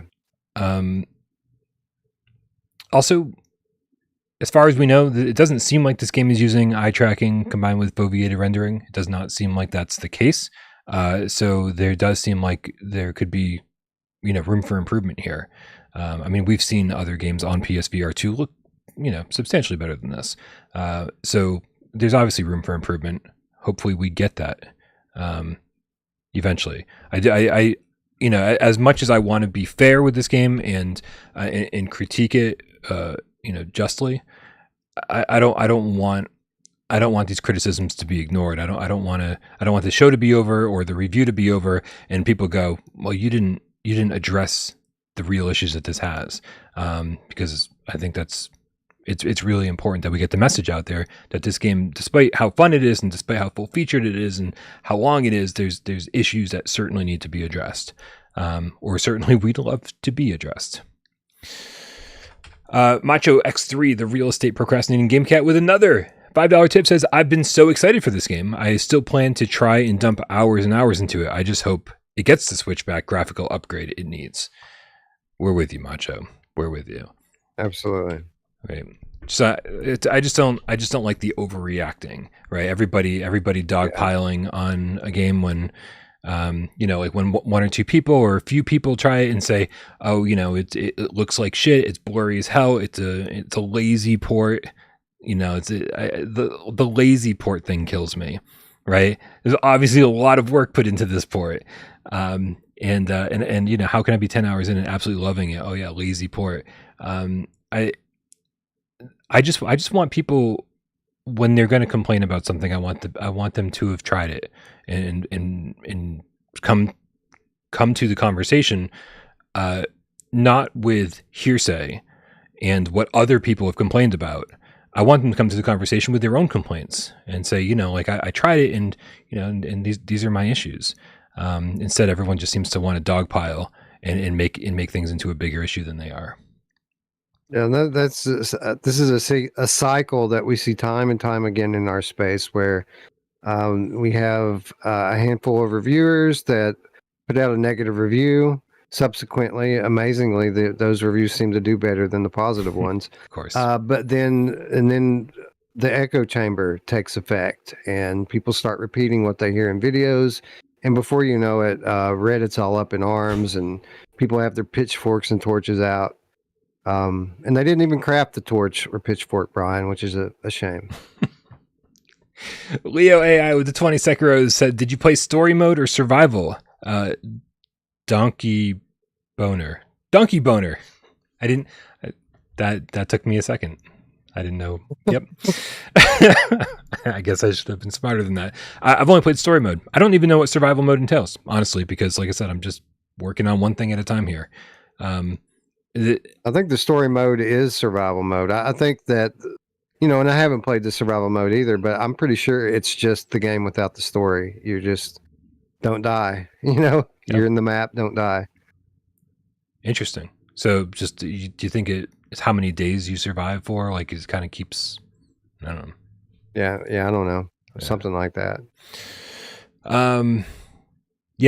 Also, there's just FYI for anyone who hasn't played it, there are I think there's 4 difficulty levels. So I'm playing on the 3rd. I'm playing from the one underneath the hardest, which seems the most balanced. I'm pretty sure this is the one that everybody's chosen, because it's the fact that there's 2 easier modes means that I don't think there's anybody out there that should stay away from this game because they're concerned about the difficulty. If you're concerned about other things, then do your thing. But if you're concerned about the difficulty, the fact that I'm playing on a difficulty level that even me, as somebody who's not great at survival games or really even all that familiar with the genre outside of like Song in the Smoke and Don't Starve, I'm doing fine on the normal difficulty. But the fact that there's 2 levels below that, for people who just really want to kind of take it easy and explore the jungle and have fun going through the story, is pretty cool. That there's not. Is Donkey Boner from your fucking channel? Is that a thing from Virtual Strangers, Wes? No. I see Paradise Decay. Such things about me, but I see Paradise Decay in the chat says, Wes, you know who else likes Donkey Boner? For a second, I didn't even think about it. I feel like this is a Virtual Strangers thing, and this gets snuck into without parole. It does fit. Professor Lowe says, "Don't Starve is hard." I don't know. I played it for a few days when it was, I think it was a PlayStation Plus game back in the early days of Plus, and I played it for a few days, had fun with it, and then kind of moved on. Shit. But to your point, you're right. There are multiple difficulty options, and if Green Heck is more your speed than Green Hell, then they got you covered. Very nice. And there's difficulty option beyond the standard one, and so I don't know what survival entails. But there is a harder difficulty level for the campaign. So there's a lot of shit going on here, and there's a challenge. There's you start the game, it says, do you want to play the campaign, do you want to play survival, or do you want to do challenges? So, dude, there's seems to be a lot of game here, and I haven't even explored most of it yet. So hopefully I will be able to spend more time playing it tonight and tomorrow and get back to you guys with all of that. Pietrek F with the 12 plantain says, Wes, how much better does Green Hell look on PSVR? You did address this a little bit already, but my question is when you get it dialed in for your PC on a headset and to the point where it's playable, how much better does it look? Significantly? Yeah, it does look significantly better. It just looks more real. There's more detail everywhere in it. Now it does suffer from some of the same things. The anti-aliasing isn't very good on the PC version either. So that's kind of something that's consistent across all platforms. But it is significantly more detailed, and the lighting's a little bit better. I mean, it's just a little bit better in pretty much every way graphically. But again, it takes some work to get to that point. You can't turn it all the way up. It's more like you have to run it on, medium settings sort of thing and still tweak it a little bit. Killcell777 forever with the $5 tip gives us a Shiba dog emoji in a combat position. Thanks, Gillicell. Thank you. We got a viewer takeover question that does apply to our Green Hell conversation, and this might be a good way to end our Green Hell conversation, Wes. This comes to us from Emily Baxter. Don't forget, guys, if you want to get your question on the show and you don't feel like, spending any money, we got you. We got you covered. Go join our Discord and leave a question in the viewer takeover channel. Emily Baxter writes, hashtag viewer takeover. If devs continue to just make watered down ports and don't make their games closer to PC versions like Green Hell, do you believe it hurts PSVR2's chances of becoming a huge success? And if so, who's more responsible, the developers or Sony's quality control? I have so much to say about this. I don't think that third-party ports are going to make or break the platform as a whole. I think this platform is going to be determined by the quality of the exclusives that we get over the long term. First party exclusives, third party exclusives that eventually come to PC as well. But I don't. PC doesn't have a whole lot going on, honestly. And if we're depending on them to be our source of games, then we're screwed anyway. So yeah, I think that this is a very small part of the narrative when you talk about the platform as a whole. Yeah, and I actually think that say what you will about Green Hell, we've already said our piece. Now it's up to you guys to say your piece. Play it for yourself, make your own decisions, or don't play it based on what you've heard. It's on you. But I don't think the question itself comes from a place that I don't think is accurate enough to even discuss. Because she says if devs continue to make watered down ports, everything we've gotten so far has been like these above and beyond ports. It's true. You'll get something like Demio that like just looks and feels so good. Star Wars Tales from the Galaxy's Edge that like looks like an entirely different game and with fucking incredible haptics. Adaptive trigger support that just, to me, changes the game. We've gotten the best versions of games possible up until this point. And so, and I'm not trying to call you out here, Emily, but I do feel like the narrative for the last 24 hours has very much been like, oh, another disaster on PSVR2. And I'm like, well, what was the last disaster? Switchback, which has been fixed. Like good examples coming from the chat. Red Matter, Walking Dead Retribution, Zombieland, all superior versions on the PSVR2, and like you said, that's the norm. A less than port on PlayStation VR2 is a rare exception, not the norm. Right. Distracted is upset about something that he didn't know was coming when Demio was released. He didn't know that the thing that they hadn't announced yet. Come on. Content. That's not really content. Like that. Is he talking about the Hangout thing? Yeah. Like the Heroes Hangout? Yeah, that's it was an idea that could have been cool, but they didn't do with it what they should have done with it. And it's something that I don't ever even use. Like, I don't think anybody does. Nobody goes to the Heroes Hangout. Everyone just gets in and plays the game. Right. And if that's something you're looking forward to, Distract, that's, I'm not here to tell people that they shouldn't have been excited for something or that you shouldn't be disappointed that you didn't get the thing that you wanted. Everybody's different. Everybody wants their own thing. But again, a very rare case here of us not getting all of the content. So, and in fact, like when we look at this, when we look at Green Hell, I think that, we got a great version of the Quest version again, right? We've been getting a bunch of ports of Quest games, and we're getting the definitive version. I've seen gameplay of the Quest 2 version, and while I'm actually really impressed by the footage I've seen of the Quest 2, that it's like really pumping out some decent visuals, I wouldn't trade what we got on PSVR2 for that. The lighting, the shadows, the water, the sheen that everything has after it rains, just the effects on PSVR2 are it's night and day, pun intended. Yeah. Very much so. Yeah. So I do still think that, despite people wanted the PC VR version, I get it. We got the Quest version, but we also got a much better version of the Quest version. So there's that. Agree. Yeah. And I don't think I don't think this is a conversation we'll be having too many more times. We're still PSVR2 is still in its infancy. People are still coming to terms with the hardware, and I think that we're going to see a lot more, really impressive ports and a lot more really impressive exclusives. As you said, Wes, the real deal breaker is always going to be the exclusives. That's what's going to sell headsets. That's what made PSVR1 so great, was the library of exclusives. All right, man. Before we do 20 questions, a lot of the cats out there were asking for our opinions on some of these sale games that are happening right now. And just a heads up, these are the games that are newly on sale. There are a few that were already on sale. That sale is ending in just another day or two. This is the games that just went on sale starting today or yesterday, and this sale ends on August 30th. So from this day on, you've got 2 weeks to make your purchasing decisions on these things.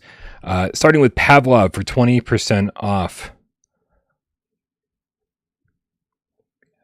Yeah, first of its kind on PlayStation VR. This was a genre that was severely lacking in the first generation of PSVR, and it has enjoyed a fairly prominent place in the PSVR2 library because of that.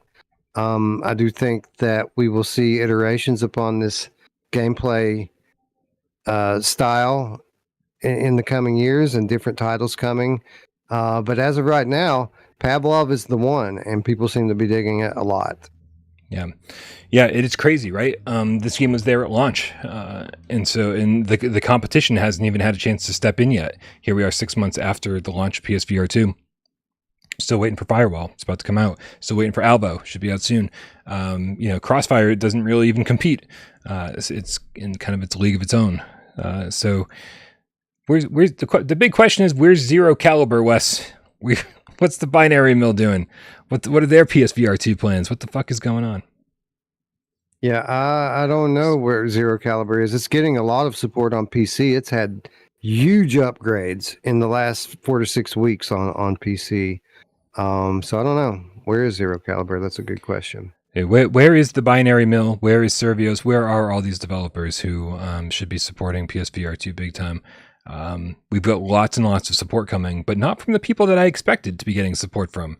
I definitely expected some of these names that we were familiar with. This conversation, like we were going to go through the sale items really fast, and now on the first one, we went down this real fucking long tangent. We're never getting through this, which brings us to The Walking Dead Chapter 2, 30% off. Here, so that means it's $27.99. Instead of $40. Highly recommended. Talk about it, an upgrade from the Quest version. yeah must own PSVR2 title. Here you go. Yeah, it's beautiful. Like especially if you've it's been a while since you played Chapter 1. If it's been a while since you played Chapter 1, I definitely recommend picking this up, because it's like going home again, but there's new family members there to greet you. It's good. If you've just finished Chapter 1, it might be too soon to go into this. But otherwise, great fucking deal. Stunning looking game as well. 90 frames per second, no reprojection. High res, looks great. Beautiful. Yeah. Even from like the menu screen, you just look around and it has a realness to it. Like, even though it is that kind of comic booky art style, it definitely at times in the PSVR2 headset, you look around and it just feels like you're there in like a real place. Speaking of high res and high FPS, we got Red Matter 2 for $24 instead of $30. I mean, as far as a technical showpiece, hands down one of the best looking games on PSVR 2. You should get it for that reason alone. But also, I really enjoyed the puzzles in this one, and I really had fun. Good time all the way through. Game of the Year candidate. All right. Maybe the most beautiful game ever, like in terms of like graphical fidelity. And again, another must-own title for a great price. Yeah. Does its own thing, right? Does its own thing. Doesn't go for realism. Goes for fidelity, and I think because of that, it definitely had a lot of people eating up what it was doing. Walkabout Mini Golf is $10 off. This is the hole-in-one edition. This gives you, oh god, what is it, 8 courses or something? It's ridiculous. The 8 original plus the 8 DLC. I don't think they're keeping this updated. I want to be clear about this. So like this, as far as I know, doesn't include like Laser Layer and won't include like the newest DLC that's coming out. But this is a fucking amazing deal for this. $25 instead of $35. So which means for $10 you're getting about, I gotta do some quick math here, $24 of DLC, I think. Yeah, this was one of the most exciting parts of the walkabout announcement on PSVR2 for me. It was the fact that this bundle was a thing and that you could get all those courses for that price. And that was when it was full price and not 30% off. Right. At the beginning of the show, I talked about not getting back to Beat Saber, not getting back to VR Skater, not getting back to Gran Turismo. The one game that I constantly find time to get back to is Walkabout. And I think that says something. No Man's... Played it on Sunday, What's actually. That? So I played it on Sunday, actually. I didn't mention that when you asked me what I was playing. I did on Friday, we did Walking Dead Saints and Sinners. On Sunday, instead of doing our show, we grabbed some of our patrons and did Walkabout Mini Golf Laser Lair. Nice. That's awesome. Yep. Mm-hmm. It was fun. How did you do? Did you kick ass? You score in their park? I got my first time playing on this course. I got 3 holes in one during the 18 holes, and still managed to come in next to last. Does that mean 2 over par? I was 2 over par at the end of it all. So does that mean despite the hole in ones, you also yeah.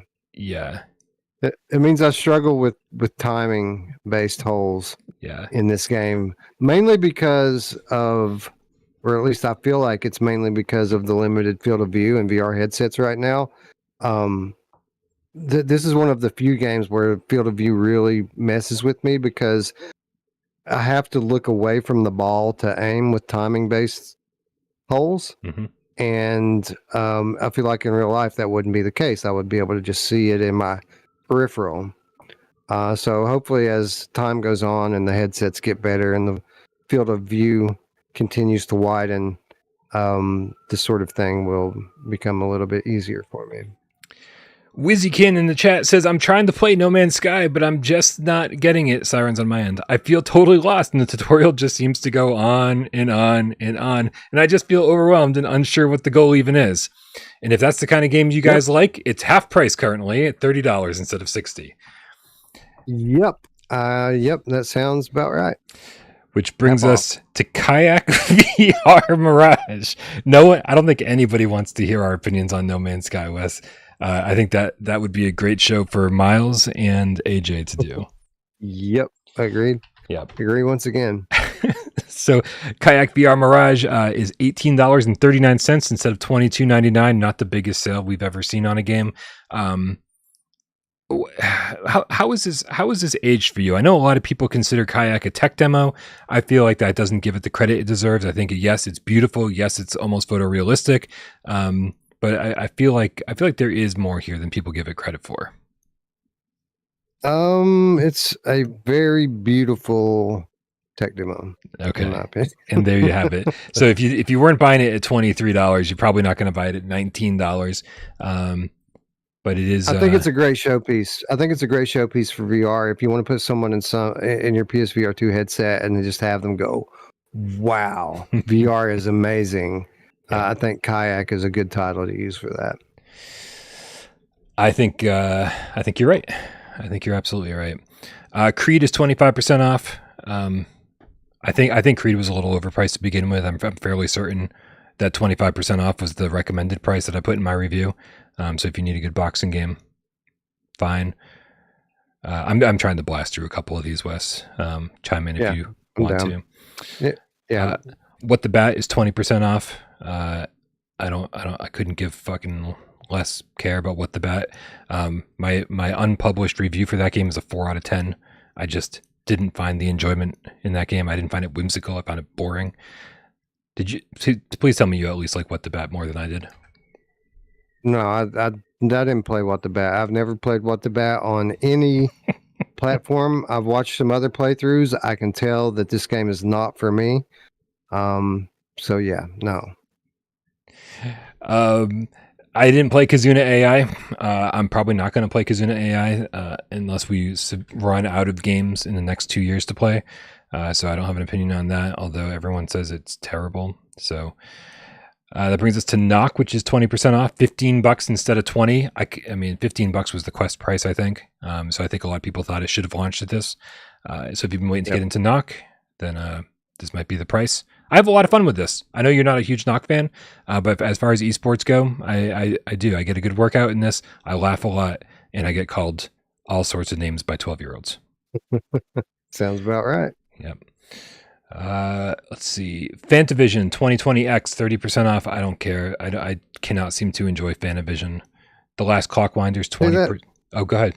I was going to say, see, that sucks. I haven't tried Fantavision yet, but I love fireworks in real life. I love fireworks displays. So when I heard about this coming, I was fairly interested in it, but I keep having people tell me to not waste my very limited time on it. So I haven't yet. But I find it disappointing that it didn't turn out to be very good. I thought at the very least it would be a visual spectacle. Kind of, I would have reason to go into it, kind of like I would have reason to go in the kayak. It'd be something to go in, and that would at least be pretty to look at. But apparently, that's not even the case. I didn't find it to be pretty to look at. I thought, the when Fantavision first released on PS2, PlayStation 2, back in 2001 as a launch title, it was cool because it was like these particle effects you'd never seen before on consoles. Like that's what the Emotion Engine PS2 was selling itself on, particle effects, and it looked stunning. This is old fucking hat, man. Like as far as gaming's concerned, like it wasn't anything spectacular. The Last Clockwinder 20% off means it's $20 instead of $25. Dude, I haven't finished this, but I fucking love what I've played. This is an amazing puzzle game. Super polished, almost AAA level quality here from this indie puzzler, and super underrated game. If you like puzzle games, you're definitely going to like this one. Yep. Yeah. So this is probably the one next to Walkabout that I recommend the most during the sale so far. Synth Riders looks like it's 24% off or 30% off with Plus. I just want to see what is on sale, to be fair here, because I know there's a massive bundle for this game. They just had their 5th or 6th anniversary. Synth Riders put out some more tracks. Great game, better than Beat Saber in my opinion. Yeah, I won't go that far, but Synth Riders is a great game, and you can get into it for $17.49 instead of $25. Nice. Yeah. Yep. Beware. You're gonna fucking buy a lot of DLC because that's how these games are making their money. Like it's once the addiction kicks in, you're just like, I want all the DLC, and then $100 later, you're like, that wasn't cheap. That was on sale? I just spent $100. Plus, unlike Beat Saber, when typically when Sword or Synth Riders does a DLC pack, it's not just giving you new songs, but you'll also get a new experience or level that you didn't have before. Yeah. Swordsman VR is $14 instead of $20 with Plus. I'm not gonna lie, my fascination with Swordsman ended a long time ago. I liked it when it first came out, and I'm thrilled that the Alec and the team over at Sin Studio has added to it. It's a much better game than it ever was. Arena fighters, especially ones that don't have any verticality, no climbing, it's just, my fascination is over. So I'm sure people will get a kick out of it for $14, but I'm just done. I'm just done with Swordsman. I agree. The arena melee is not typically my thing. But for what it's worth, I do think there are some good things about Swordsman. It has definitely gotten much better over the years. So yeah, if you don't have this already, by the way, you should have already bought this game on PSVR1 and got your free upgrade when it was free. But if you didn't do that, I think that definitely $14 is a fair price for it. Well, what's a fair price for Hello Neighbor, Wes? I don't know. I didn't play it. I took your advice and the advice of many other people and didn't waste my time on it. Well, let's see how much it is. Normally a $30 game. You can get it on sale with Plus right now for $22.50. No. I feel this is a game that I'm sorry, like needs a complete overhaul. And even once it looks good and feels good to play, I still think that the puzzles are pretty fucking boring. I like the mechanic of switching between the kids. I just didn't think that the whole thing panned out. I think from top to bottom, game design to the bugs, no one should be paying anything for this right now. Sadly, this game is not ready to be. Anybody out there saying Green Hell is the worst game on PSVR2 has not played Hello Neighbor Search and Rescue, because this might be. I mean, putting games like Kazuna AI and Break Stuff aside, like this is the worst game on PSVR2. What the Bat? Like Green Hell's worse than What the Bat? Is it really? According to Upload. Right. That was your daily Upload slam, everybody. Ragnarok is 35% off or 40% off with Plus. I've tried to get into Ragnarok. I want to get into Ragnarok. I do like the multiplayer aspect of it, but it's just not exciting to me. It's all right. I haven't done it on PSVR 2. Maybe that extra tactile thing from the controllers would add something to me, but I think it's a pretty good game. It's all right. And $15 instead of $25. I mean, Yeah. That's the price that I think you should pay for Ragnarok if you're into it. I don't know, man. The music doesn't really do it for me. And I was hoping for more Mario Kart style power-ups for the races. I don't know.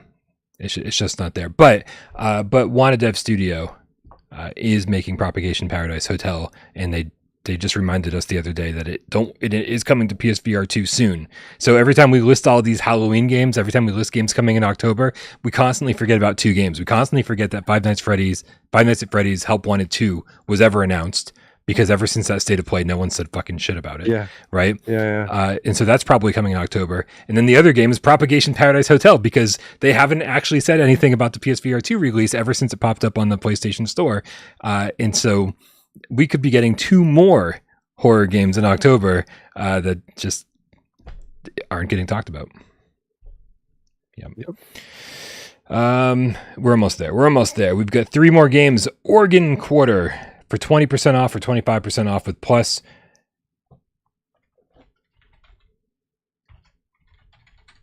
Yeah. Again, another one that I played on other platforms that I thought was pretty cool. It definitely has that weirdness factor that I like in VR games. So that's kind of a big part of the draw for me. So yeah, I mean, if you like disturbing horror games, you'll probably like it, and definitely a fair price. Yeah, I think this is a great price, actually. I didn't think there's anything wrong with the $25 price tag. I gave it a little bit of a lower score than maybe it deserved. It had some really irritating bugs that have been patched out. And now it's for anybody who loved Silent Hill on like PlayStation 1 or PlayStation 2, I think is going to get an absolute kick out of Organ Quarter. It's awesome. But, it's also, I don't know. It's retro to a fault, and for some of us that's a good thing. But yeah, if you like those old school games and you like mapping shit out yourself, I think you'll really like it. I know that Rody says it's one of his favorite PSVR 2 games so far, and I can see that. It's got a special charm to it.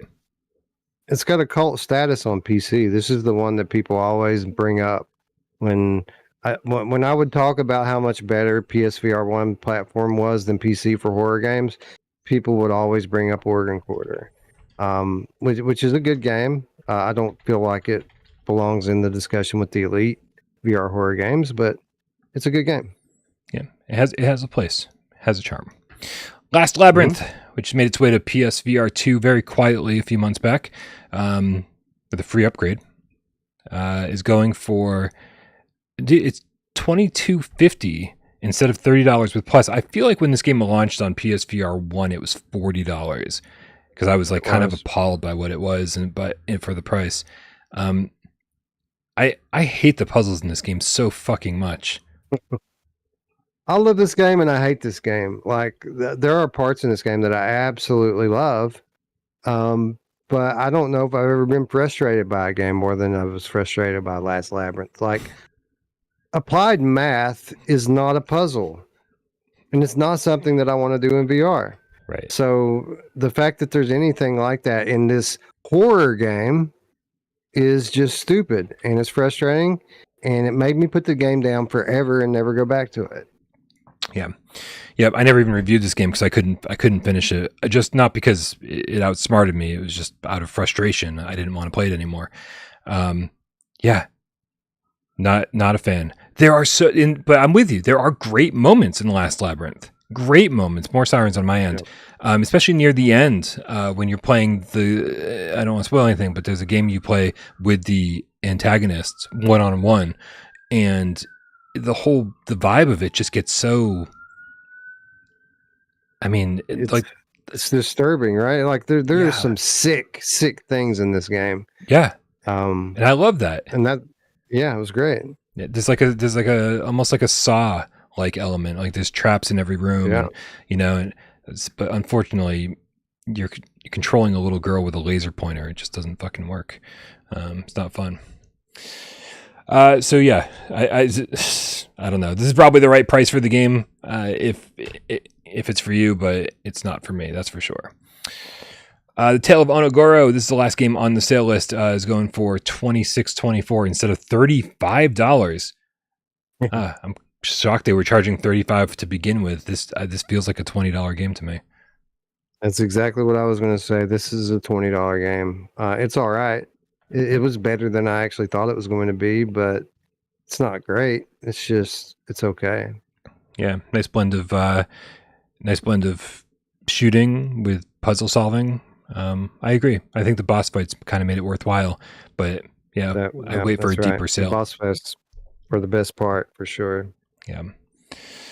All right, man. Well, I think we tackle a couple more tips, and then we get on 20 questions, and we set sail on the rest of the show. Burnsy8709 with the 2 quid says, as time goes on, developers will learn the happy medium. Man, I'm so sorry, Burnsy. This was so long ago. This is now out of context, but I'm assuming he's talking about the like Quest and PC ports and stuff like that. But as time goes on, I think developers are going to learn a lot, especially about PSVR2. Yeah, we've been talking about this a lot lately on our channel, especially with regard to indie developers.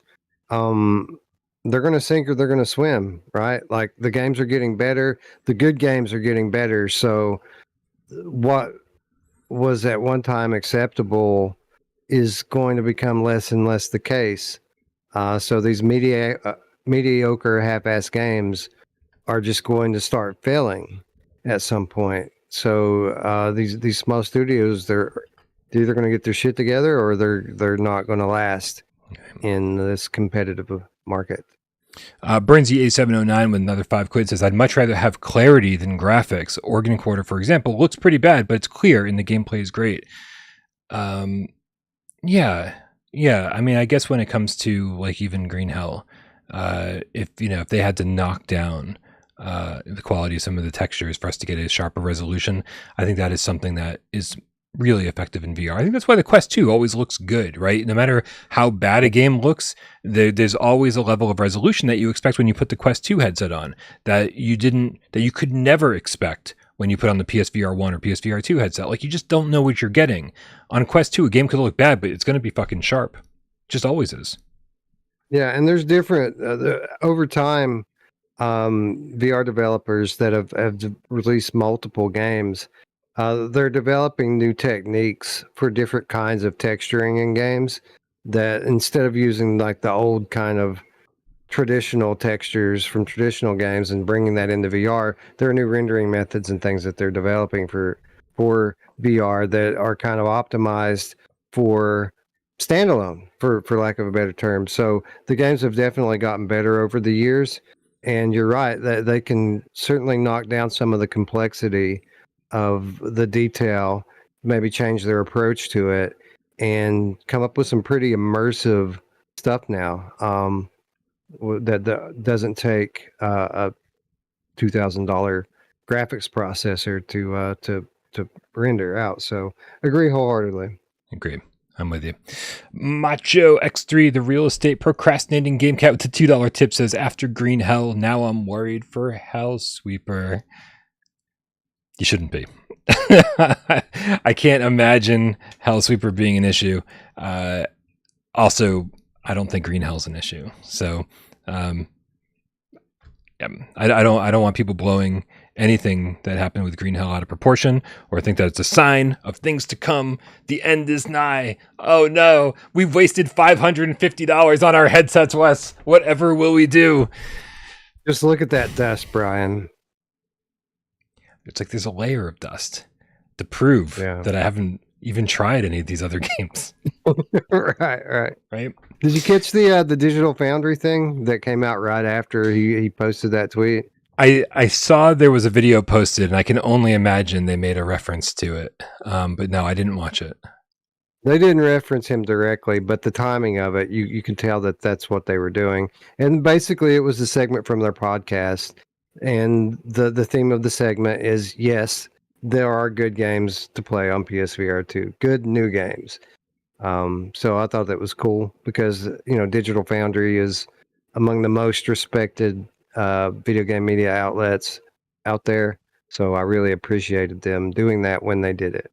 Yeah, I think I'm actually really, really happy that Digital Foundry exists. I mean, I've always enjoyed them prior to PSVR2 just for their content, but the fact that they are kind of behind PSVR2 and singing its praises, and then you got Ian over at Eurogamer. It's nice to have like these bigger outlets really making sure that they understand what's going on in the world of VR and the world of PSVR2 specifically, because so frequently, like I feel like Kind of Funny is now just off the VR train completely. And even over at like Last Stand Media, I did a show with Colin, I did a show with Dustin. I think Dustin's really their PSVR2 guy, and I don't even know if he's been like staying on top of it. But we should check in with Dustin. Dustin said he'd come on Gamescast, so maybe we should do that soon. Maybe after this insane month is over, we can find time to get him on here. So maybe you can come on right around the time of the confirmed December Sony showcase. That would be amazing. And then we can all wildly speculate together. Nice. Is that everything? Rachel in the chat, Rachel the Prisoner Game Cat 5863. I love that's her prisoner number. Says, does Brian have beef with other YouTube VR channels? They might have beef with me. The problem is I don't fucking talk to most people. I'm antisocial by nature. If you ever see me in public, you're going to have to start the conversation. Like if you come to the GameCat meetup, I am super shy, super introverted, total wallflower. I can't even get into Rec Room without standing against the wall and listening to other people talk. Like literally, like I get nervous in Rec Room. You do the same thing? I'm the same way. Yeah, I never go to like the rec area and Rec Room. I stay in my room, and then I'll invite people that I know in, and we'll go play private instances. I never, ever, ever, ever, ever play public Rec Room ever. Well, even when like Just Incredible and all those guys, put something together on 420. Yeah. I know everybody in there. I know every single person in that room. The problem is that there's 50 of them, and it's too much for me. My brain's just like can't handle it, and I am like, oh, I don't. No one wants to talk to me. I don't want to talk to anybody else. What am I going to say? I'm too nervous. So this is. I don't know where this comes from, because this is not me. Like I love talking about video games. It's a lot easier to talk to a camera, isn't it? Even than to talk to an avatar. It's so much easier just to stare at a camera and talk, because I like you. I'm a very introverted person. I don't do as well in social settings as I do right here in my chair in my room with my camera and my microphone. 2 turntables and a microphone. Where it's at. But Nihilus Ryan has the best answer to you, Rachel, and said Brian doesn't have beef. He's just antisocial, and that is absolutely the case. Yeah, I just wish I had more time, because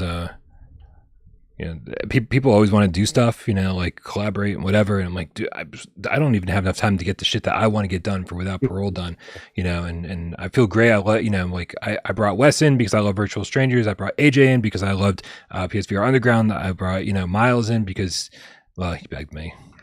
I don't know. It's a joke. I love Miles. And it's like, so I've got enough collaborations going on all of the time here, 3 times a week. And so that's the best I can really afford right now. These guys are great, so that's going to have to do it. Blazing Phoenix 82 with the $10 tip says, my phone died, and I heard you guys talking about eye tracking, but I missed the conversation. I get the feeling nobody saw anything about it so far in Green Hell. Wes and I haven't tried it. So until I try it for sure and have my own thoughts on it, I have nothing to say about it. I will be definitely giving it a shot tonight and tomorrow, and it will be included in the review that I'm crossing my fingers will be out for Friday, but that all depends on how quickly I can get through this game. Word. Pacer in the chat says, GameCat Meetup, gonna be 100 GameCats staring at Brian smiling. Dude, for real, you don't even know. Like, if I think about the GameCat Meetup, by the way, that's happening March 2024, PAX East. Make sure you get your tickets, get your hotel rooms, get your flights now while everything's relatively cheap. If I even think about that for more than 5 minutes, I start to have a panic attack. Like, you guys are gonna see me fucking break down. So, like, I'm gonna need a hug or something stronger than a hug. If anybody's got Valium. We're gonna have fun, dude. Yeah. We're gonna be at a video games conference together, and we're gonna see faces to the names and voices to the names, and it's gonna be great. Yeah. Imzadi says, you talked to me, Brian, in Zenith. Dude, they ambushed me in Zenith. Do you remember that? They got like 50 game cats hiding underneath the bridge, and I ran up with AJ onto the bridge and was like, oh, what are we doing? Oh, is everybody gonna show up? And then, like, on cue, they all came flooding over the bridge and over the mountains, and it was like my worst nightmare. Like, it was this amazing surprise that they all came to greet me, but like, it was the hardest thing, and it was VR, dude. It was VR. I need a fucking Valium. I really do. Like Rick in The Walking Dead with zombies just pouring out. The horror. Oh man, but yeah, guys, the GameCat meetup's going to be great. So I'm really excited to meet everybody in person, but maybe just like one at a time, because I think more than that would kill me. Wes, it's already been a 2-hour show. Let's get this thing rolling with 20 questions. I think it's your turn to pick a game. Do you already have that taken care of? I did that just momentarily ago. Yeah. Wonderful. Well, in that case, I need all of your help, guys. I've got a notebook over here with no pen. That doesn't help me at all. Fuck. Well, then I'll just use my WordPad. Guys, we only get 20 yes or no questions in only 6 minutes to figure out what PSVR 1 or PSVR 2 game he's talking about. So ask me good questions and then give me good game suggestions based on his answers. This game's way harder than you think it is. On your mark, get des, go. Is this game available on PSVR 2? No. Okay, guys, we got it. PSVR 1 only. Well, yes, PSVR 1 only. Oh, I like it. IDK Outcast says, did we mention this game on today's show? I don't think so. No. Okay. Let's see. Looper's wondering if it's a horror game. I wouldn't call it a horror game. There are horror elements for sure, but not a horror game. Okay.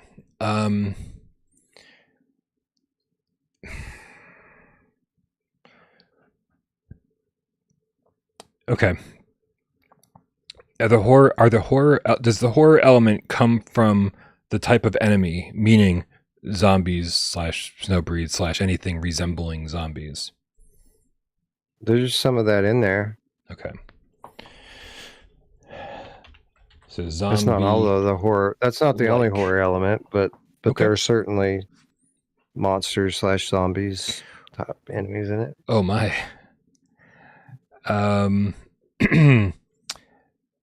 Let's see. Oh, good question, Mark Smith. So we know it's a PSVR 1 game. Is it a PSVR 1 exclusive? Did it come to Quest or PC? It is. It's exclusive. Good question, Mark. Okay, so it's not Killing Floor then. It's not Doom, right? Because Doom 3 came to other headsets. Is this a game in a known franchise? Like an existing franchise prior to this? No. Okay. That takes care of quite a few things, I think. It can't be Rush of Blood or iPop because that is 100% a horror game.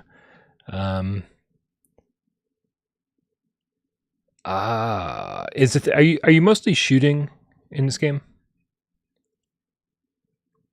There's a lot of shooting in the game. I wouldn't call it exclusively a shooter, but there's a lot of shooting in there.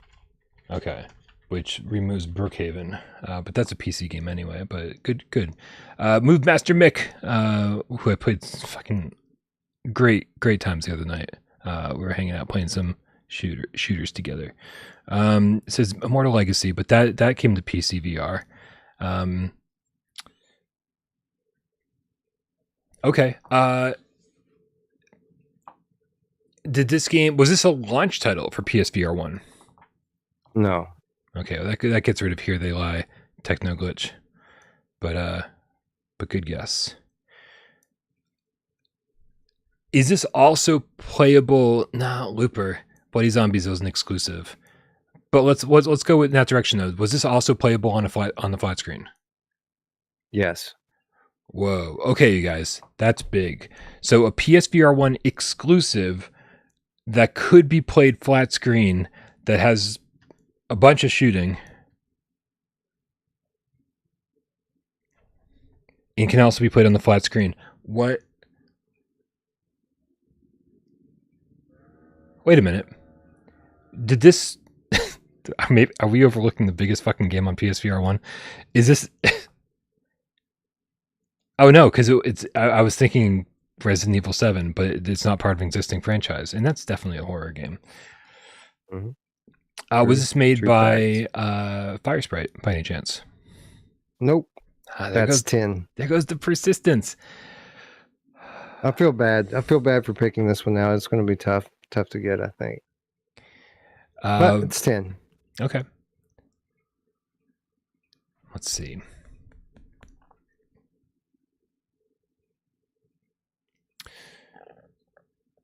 Do you control any vehicles in this game? Yes. Okay. Control vehicles. You control vehicles. It's also playable on the flat screen.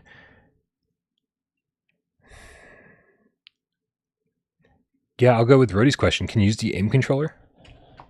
Yes. Whoa. Wait a minute.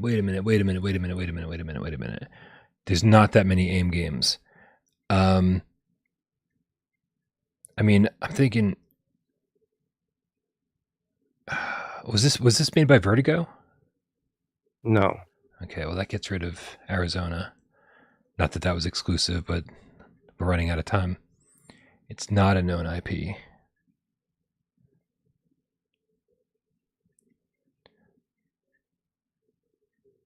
Are there spiders in this game? Yes. Did this game launch alongside, even fucking boxed with an aim controller? No. Okay, that's 15. Guys, it's not Farpoint. Oh, you're right. Farpoint wasn't flat too. God damn it. Oh my god. I know it's not Borderlands, but is it Borderlands 2? It is not Borderlands 2. That's a valiant guess, though. I feel bad for picking this. You probably should. There should probably be a rule against picking this game, and there might be, and I'm just not aware of it. This title, I should say. I shouldn't say this game. This title. Aim controlled game that you could also play on the flat screen. That has horror elements, and you can drive in it. Almost everything you asked me, the question was yes. There's only one title that fits every genre and every control style, except it's not multiplayer, unfortunately, and it's not coming to PSVR 2 anymore. Is Dreams? Unfortunately. Dreams. Oh my god. Dreams. Oh my god. Yep. I kind of hate you for this. I'm sorry. I just wanted to bring light to the fact that it's free right now. Hello, everyone. Go get your free copy of Dreams. Yeah, it's PS Plus month of August. I don't know. I don't know if there was a question that would have steered me in the right direction for this.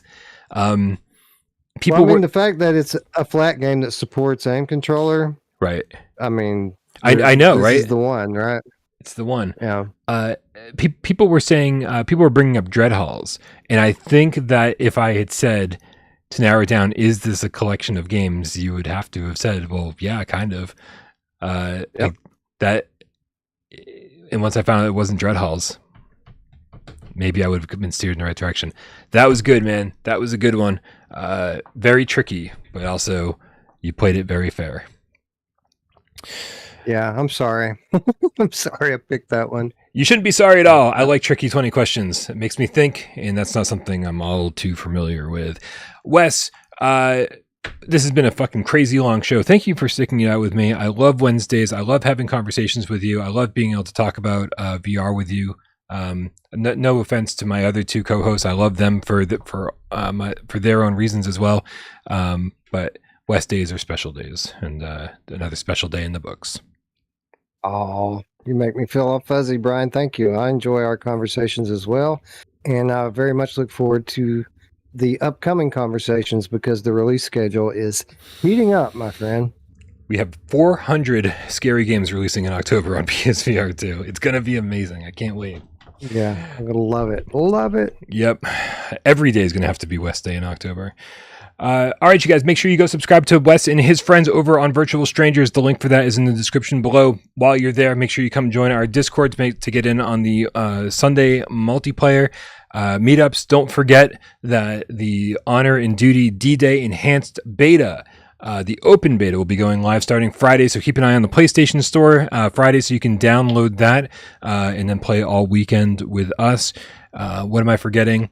Just thank you to everybody who helps this channel run. J Meow, Sci-Fi Game Cat Henry, all my amazing moderators, all my amazing co-hosts, everyone who supports the channel financially by supporting me on patreon.com/withoutprogames and over here by becoming a member on YouTube, and everybody who tips during the show, keeps the pizza money rolling in, everyone who participates in 20 questions, shoots the shit with us, keeps us entertained while we're trying to keep you entertained, and of course everyone who sits back and watches the show and doesn't say a goddamn word. We know you're out there, and we love you just as much.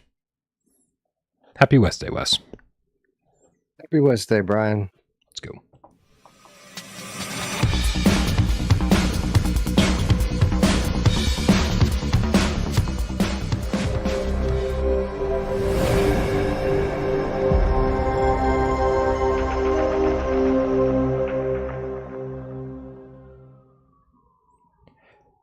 Pietrek F with the 30 plantains. No, I didn't forget about you. Says Quest 3 games will be simpler graphically but much sharper than PSVR2 because of better lenses and higher resolution. Should Sony be afraid? Bum bum bum. No. No. No. No. No. No. I think PSVR2 games. Everybody. PSVR2 games are just going to get better and better. And yeah, and Quest 3 still has its own drawbacks. Yeah. Without doing a 30-minute yes segment on that, we've tackled this subject before. Meta and Sony aren't direct competitors. Like their idea with what they're trying to do with VR is very different. And at the end of the day, Sony is selling to their own players. They're selling to PS5 owners. So they've already won those customers as it is. So I don't think Sony's worried about Meta at all in that regard. They're trying to win over traditional gamers, not really so much, the small pool of VR gamers that are out there. Right. And actually, I think Quest 3 is only going to benefit PSVR 2 because that means the baseline, the weakest looking versions of the games will be much better looking than they are now, right? And so there won't be this like huge difference between the platforms anymore. There'll still be a difference, but not as big, and that'll make it easier on developers. That'll make it, and I think, the more people that can bring their PC VR games and PlayStation VR2 games over to Quest it's all going to benefit developers. And when things benefit developers, then it benefits consumers because that means developers can continue making games and continue making better games. And all I have to say is Holy shit. Just wait till you see what Vitruvius is working on. And with that little tease, I think we should end the show.